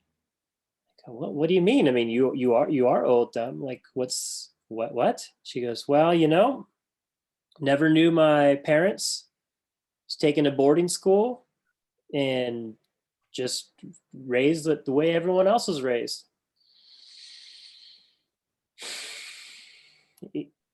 It's heartbreaking. It's just like to see this collateral damage of colonization, up close and personal like this. So, yeah, I have heard some stories that I won't tell now, but I will say that just seeing some, like, looking into her eyes and seeing that, was, in a way, it speaks to what you were just pointing to with Barbados, Josh. This was like, fleecing of culture and of life in a way, and that's the Tao, and that's what's happened, and here we are, Yes. And it comes up to me then about the appropriation of language and culture, in the sense that it's very easy to take stories, like I nearly caught myself doing it. So like appropriating things like song lines as a mimetic, which is entirely inappropriate to use in a Western context, or at least I felt upon typing it and then hitting delete. Being careful with this stuff. Yeah. I prefer reading stories unless I've received it from someone where it's understood that it's okay to share. These are special, sacred stories,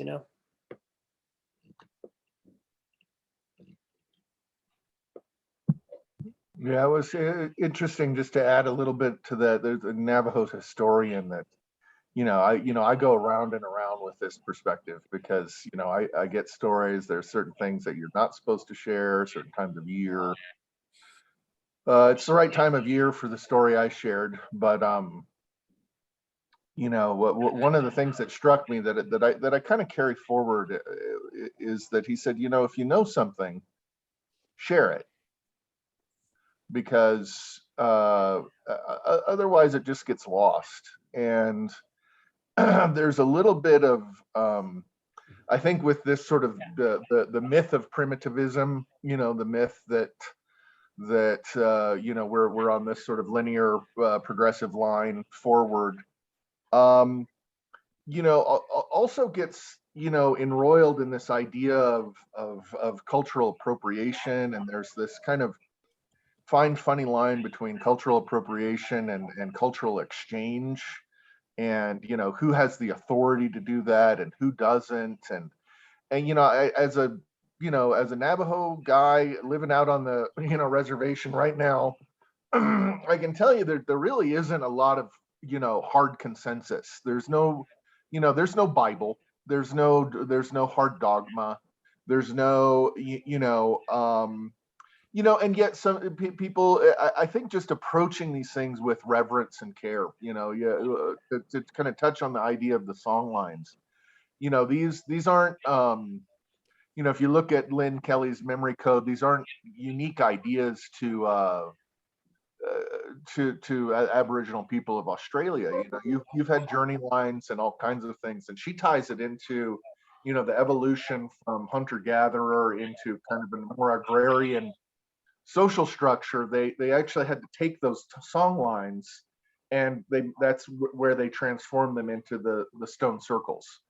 And so you have places like Stonehenge and different places that represent symbolically what would have been a song line prior to that. And I say song line, some people say journey line. I mean, you can go back to the ancient Greeks, and they have the method of loci.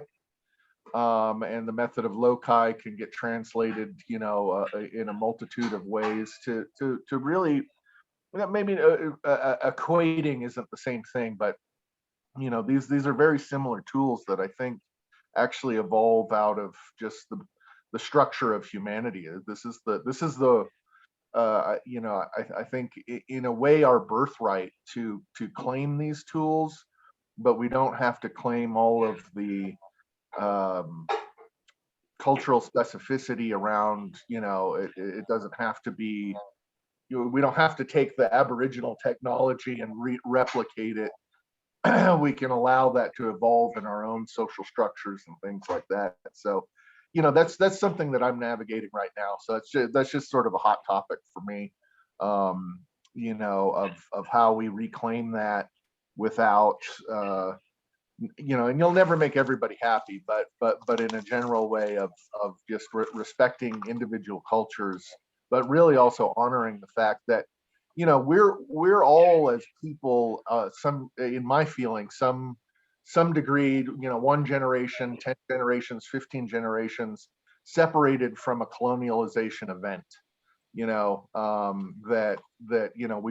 belong to a biome, we all belong to a place, we're all from the earth, and we all have these sort of natural tools, and getting back in touch with those, I think, is super critical. So we got to figure it out somehow.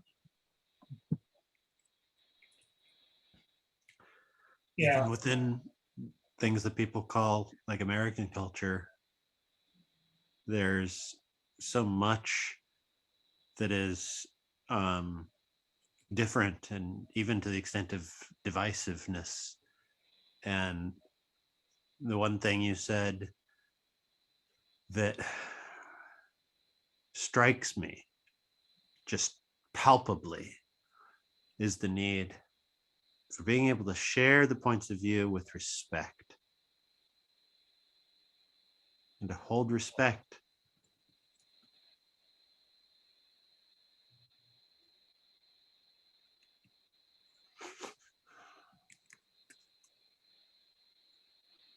The importance of good faith dialogue.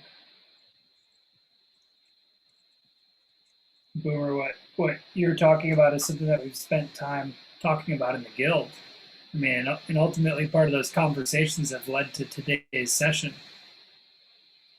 which is we have this new environment, this new place, so to speak, in Web3. Metaverse is a place, but so is the field that we're creating. All of our hopes and dreams and aspirations, and yet at the same time, many of the typical challenges of what happens when humans get together. And I think the pieces that you're speaking to are so essential to maintain our humanity, particularly amongst all the technology and technological solutions, which are good, and also really require us to have the myths that bind us into, or we voluntarily bind ourselves into ethical codes of conduct and ways of being, and ways of sharing the space like we're doing today.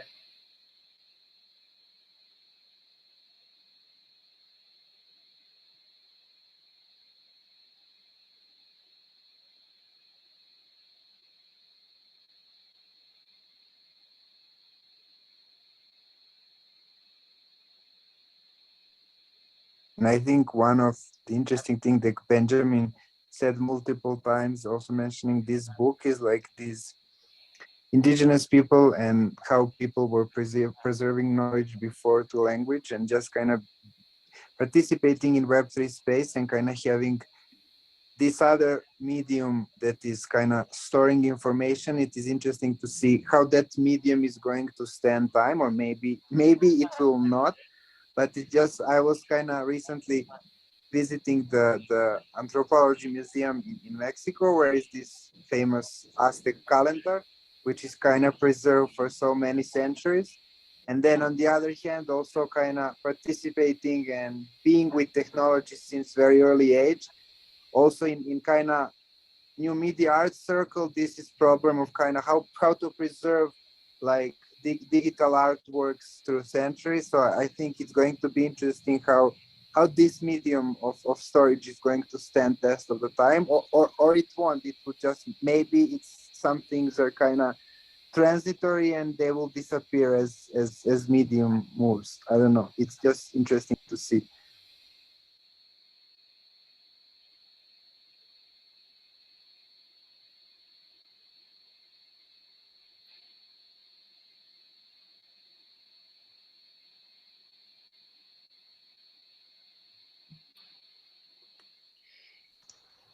Chris, how do we share with respect and integrity? By Randall. By overstepping, I think, by knowing when we disrespect someone and by talking openly about it. Because no one, it's like, how do you know what is enough? Only if you had too much, you know. At least that's my perspective, and not being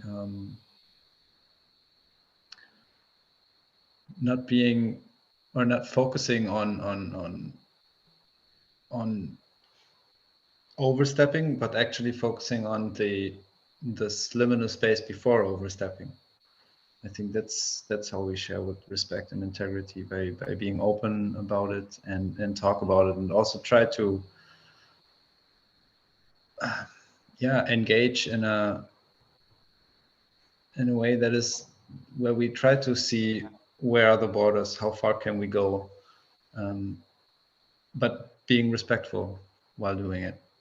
I think this is important, because otherwise, when there will be pressures or there will be times when it's difficult to navigate, where we naturally come to these borders, and if we have never been very close to this, then it will be very tough to stay respectful and with integrity.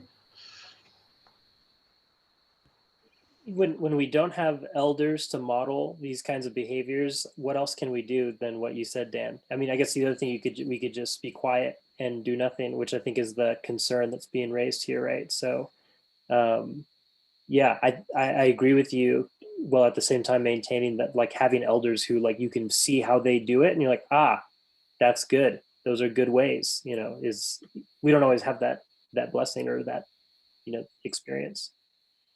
But we can't be sure if that's the right way of doing certain things, because we have to contrast with other behaviors so we can actually understand what's good or what's not. We can have that guidance, but that doesn't mean that's the right path to follow. Yeah, a model that we may or may not apply. Yeah, what?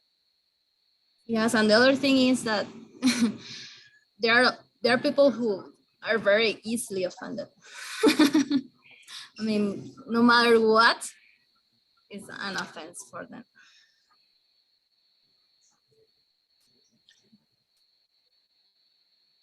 You're part of the whole inclusion conversation that's taking place in a few days, right? See, you want to say, because you're kind of touching right on what's going to be spoken about in that other session. Yeah, it's going to be tomorrow. The idea is to talk about the inclusion culture in public goods. It's a hard thing to describe, because there are so many perspectives about the inclusion culture, if actually exists or not. But yeah, I want to talk about that tomorrow at 9 a.m. EST, 2 p.m. CET, if you want to join us and ask questions. Cool.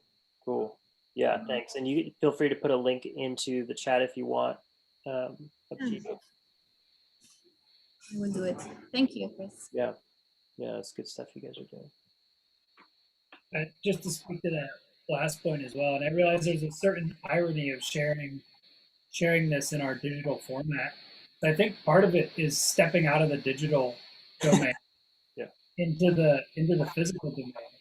You know, I find that when I'm with people physically. See you, Dan. We love you. Thank you all. Love you too. Like, being physically with people in a room, I'm much less likely to disagree vehemently. You know, it's like the Facebook warrior type of mentality. You know, we get behind the computer screen, keyboard warrior, that's what they call it, right? And I think in parallel to that, it's like also just us continuing to get more clear about how the social media algorithms are creating these echo chambers for ourselves. right? That continue to get us more and more entrenched in our own positions, and the ways in which we can have more diversity and more inclusivity, even in our digital spaces, the more that we actually have the opportunity to hear a diverse set of perspectives, ideally is a way that we can begin to appreciate the relativity of our own perspectives. And hopefully there's a developmental process enough not to have that be so challenging to our egos. Ooh.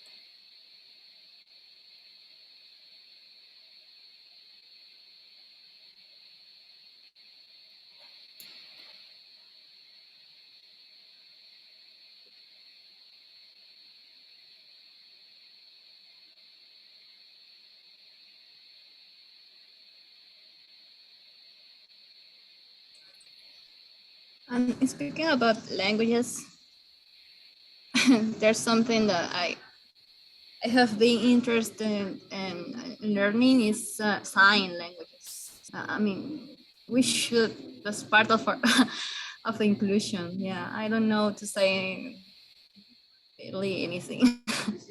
Thank you only. Yinzi, you see me doing that? That's my sign language for resonating with you. Okay. Good. Yeah, we should learn that. That's something that should be taught in school.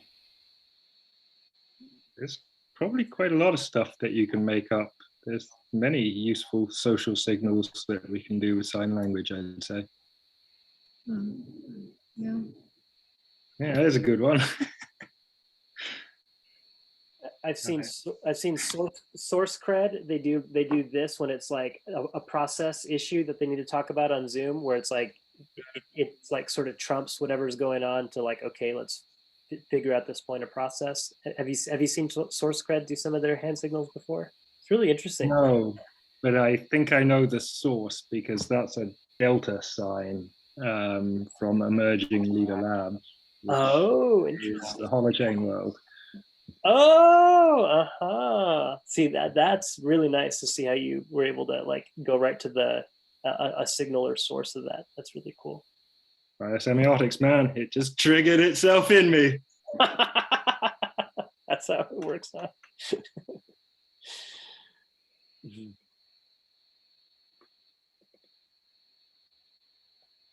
It's definitely worth thinking about which ones are really relevant. At least it's alive for me if anybody ever feels like speaking about it. Well, and then to get some like people who are willing to be signers is like an interesting concept because there's American Sign Language, but are there other kinds of sign language too? So then you got then what? Tower of Babel in many places. Yeah, I don't know why. I mean, they can't really standardize things. I mean, vocalizations, I understand that, but I mean, the hands too.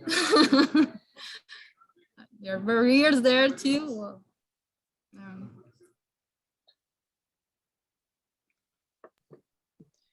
I think it's kind of interesting the whole discussion around inclusion and appropriation and all of these things. I think one of the points that I maybe didn't make very clearly before, but that's sort of been up for me is that there's this sort of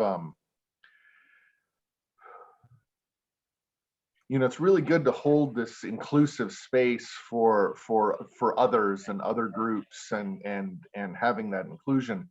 But there's a little bit of a danger around that I see that doesn't get talked about a lot, which is that it creates a static identity for other people that you're defining and then including. And that really that static identity isn't really true. The more I dive into like Navajo and Native identity, the more I see that like these were like groups of confederations. There was a huge disparate variety of belief systems, languages. They came together in different like forms of pidgin. They created little offset groups that would like travel off for 4 or 5 generations and then come back. And you see that reflected in the sort of lack of real cohesion now as to what the current identity is, because it was this very open, flexible framework for evolving to meet the needs of new inputs and new strains on the social structure. And so, this idea that like, oh, well, headdresses look like this and they belong to this group, and then, that's theirs, and it sort of, freezes in amber something that I think was always a lot more fluid. But I don't hear that in the discussion space a lot. I hear a lot about really just being protective, and there's almost a little bit of a dogma that goes along with that. And I don't know. I'm just questioning it. Like, I just, is that true? I don't know. When you say that about the identity thing and the fixedness, that really is powerful.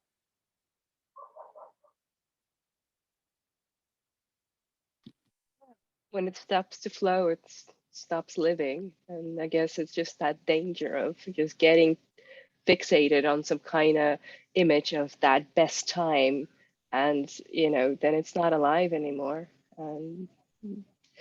And what made me think, it's like we sort of culturally appropriate our own past, or like what Facebook does to us, it's culture appropriates human. It's just a little image of what we are, but it's not that grounding in the reality of the complexity. And at least that's what cultural appropriation is for me. Is just when you take it out of the context and you just focus on certain bits and pieces, and it's always much more violent and always much more black and white. And yeah, that's. And I love the story of Coyote again, because like so many of those stories, they don't have that black and white of, this is bad and this is good, and this very, dual narrative of it's just so much more alive that it's everything.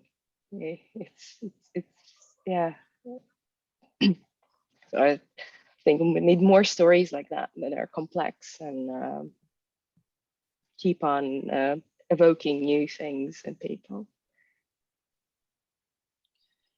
The thing about times for stories, wintertime is also a time when the story of the peacemaker is told by the Haudenosaunee, and story of the peacemaker, oh my God.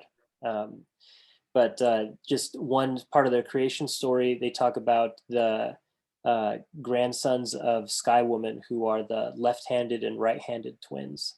And the left-handed twin is like, more of the brings death and is associated with wolf, and then there's like the right-handed twin, and he's more connected to like the loving daytime, and like and then there's like the spooky nighttime, and just hearing how it was told, I'm just relating to what you're saying about the potency of having that aspect within the cosmology, or like within the creation story.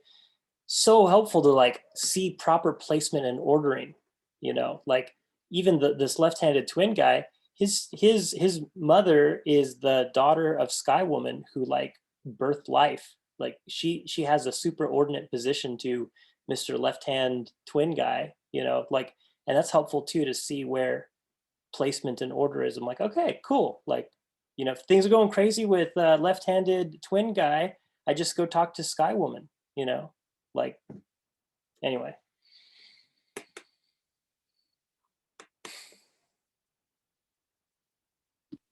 of the story, Chris. So yeah, go and meditate. Just hit the fan.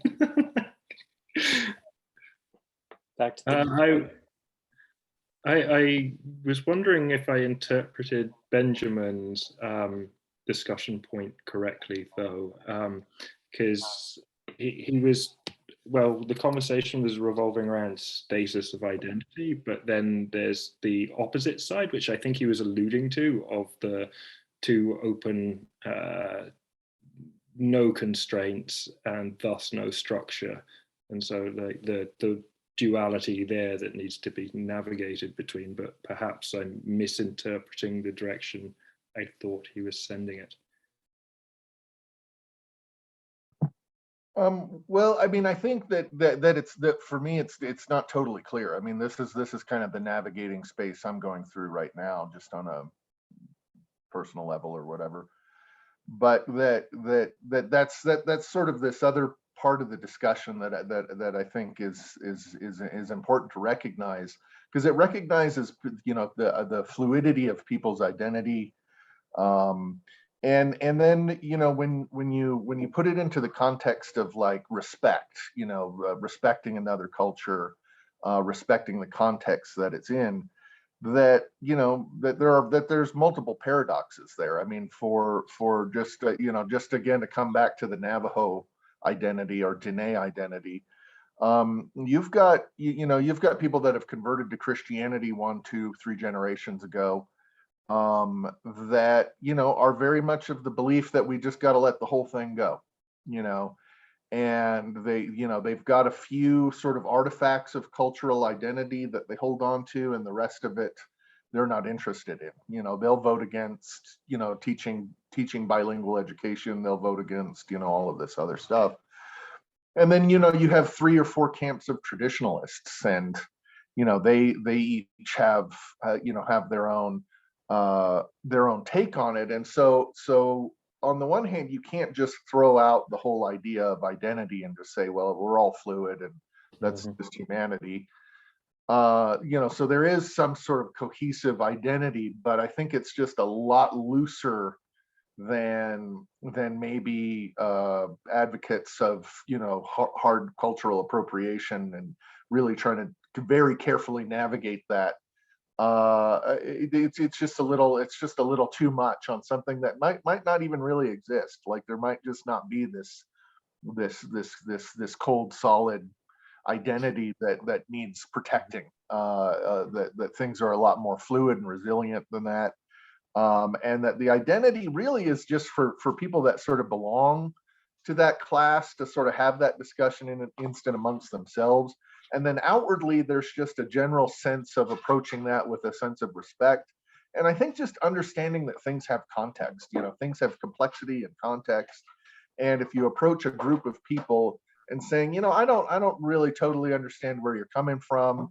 Here's some bits and pieces that I've heard that you know, seem to connect with me or align with me, and I would love to learn more about that if you're willing, or not. You know, I mean, it's you know, there's lots of stories around anthropologists and people trying to come and get knowledge, and it's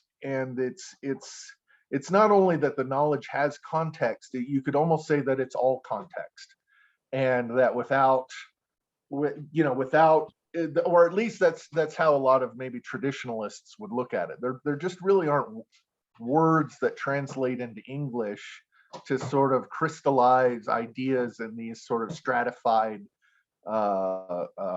definitions, you know, that really all of these ideas fit together in these larger contexts. It's just impossible to kind of break off a little piece and transmit it without having the whole context. And I think that's where a lot of the difficulty in trying to define what needs to be protected and what's sort of proprietary and what isn't comes in, because at some point you're crossing the line into just what it means to be a human being, and that's part of the context. And so it's a funny space to navigate, and that's just where I'm fascinated with, like how do we do that and move forward with at least as much respect as we can. I'm finding out that you just, it's impossible to make everybody happy. Absolutely impossible.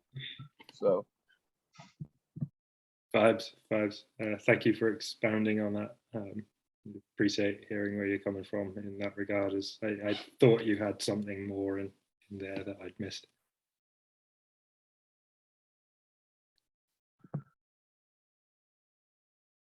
I think you've gone on mute if you're responding. I think I could probably go on and on and on about it, but yeah, you know, kind of breaking it into some questions and responding that way is good. There's some more coyote stories that are probably appropriate for this as well, but you know, yeah.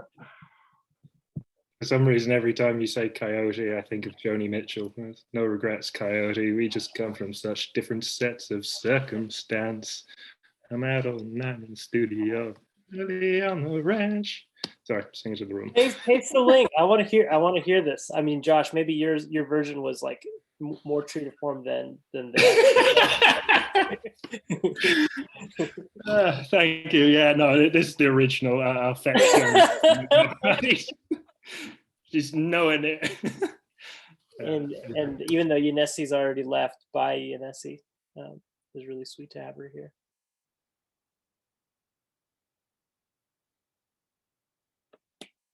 Man, we had all these like videos and stuff queued up for like, okay, like if like we end up needing to fill some space, like, okay, we got, you know, some Terrence McKenna telling stories, great person to bring into the campfire, Joanna Macy, and some poets. And anyway, doesn't seem like, I mean, we could play some of that now, but we're already getting close to the end. Yeah, I don't think it's today. Yeah, maybe some other time. It's probably good to at least talk about what, for all of us who are here, what we want next session to look like, you know.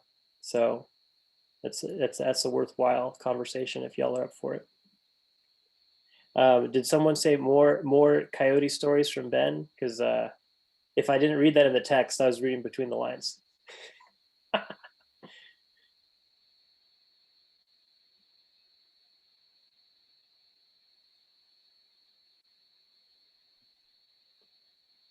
I can share the Joni Mitchell, or have done, perhaps another day for that. Watch it async. Don't need to have a dance party.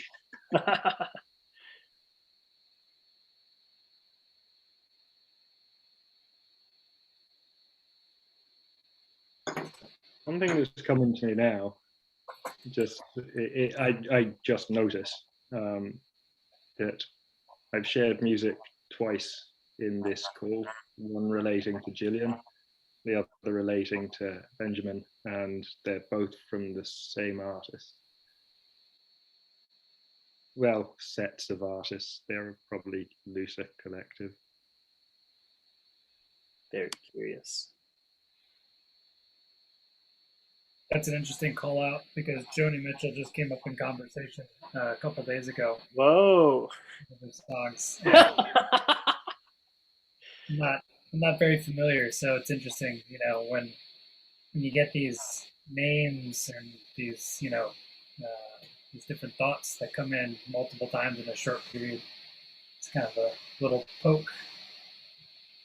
Go check it out. Synchronicity calling, perhaps.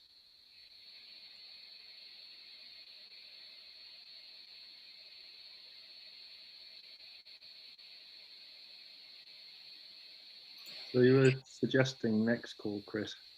Yeah, what we want to do for the next call.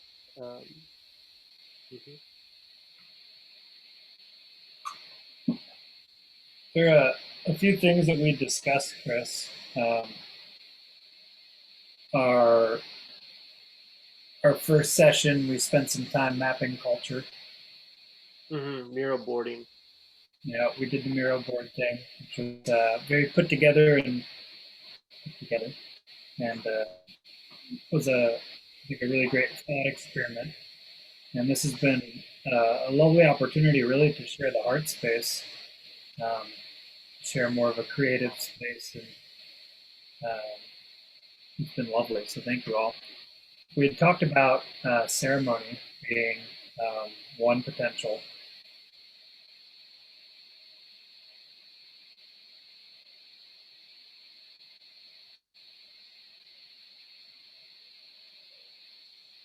And then the other one I think that's at least relevant based on today would be more of a creative session for people to bring poetry, spoken word, a video, almost a, what do you call it? I don't want to say talent show, but variety show. Roberto says drum circle. I've tried to sing Happy Birthday on Zoom, and it was so bad. Given that sounds like a worthy train wreck.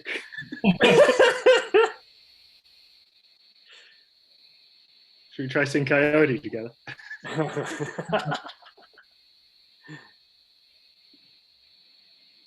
Maya, Adriana, wise women in the circle here. What say you? What kind of vibes you picking up?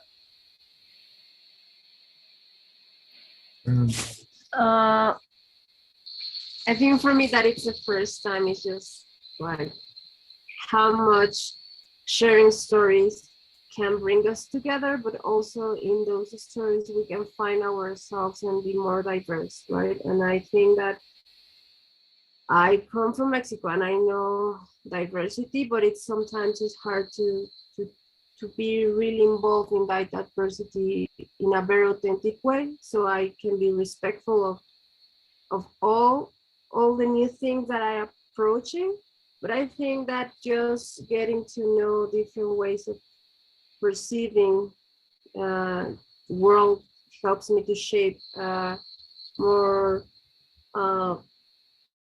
open and a deeper meaning of what those life means. And I think that for me it's amazing. And yeah, I think that it is like we sometimes forgot how much knowledge we hold inside, and we are just based on tradition and knowledge and heritage, and we come from different places, but each place has its own authentic history, and we as individuals hold that story in every shape and form of color that we are. So I think that's something that I get from this. I'm kind of just at this first meeting for me was just listening and understanding the energy of the room, and I think that's something that I really enjoyed today. So yeah, thank all of you for your stories, because I learn and I grow with this, and I'm very grateful. So thank you.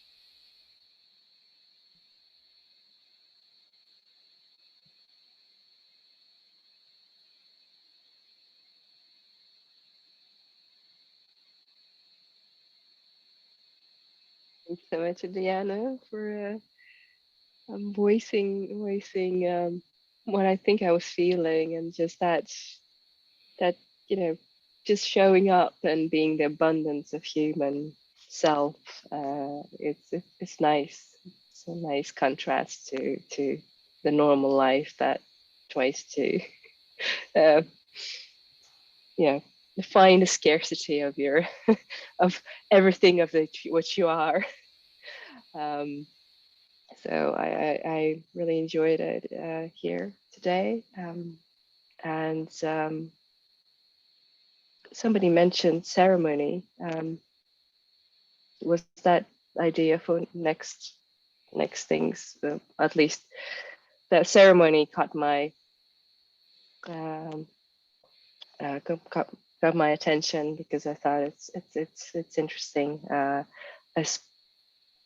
I think practice and ceremony is something that helps be more embedded in whatever we're sharing, and that's a beautiful thing to explore, how everybody experienced that, or what kind of ceremonies in your culture or in your space.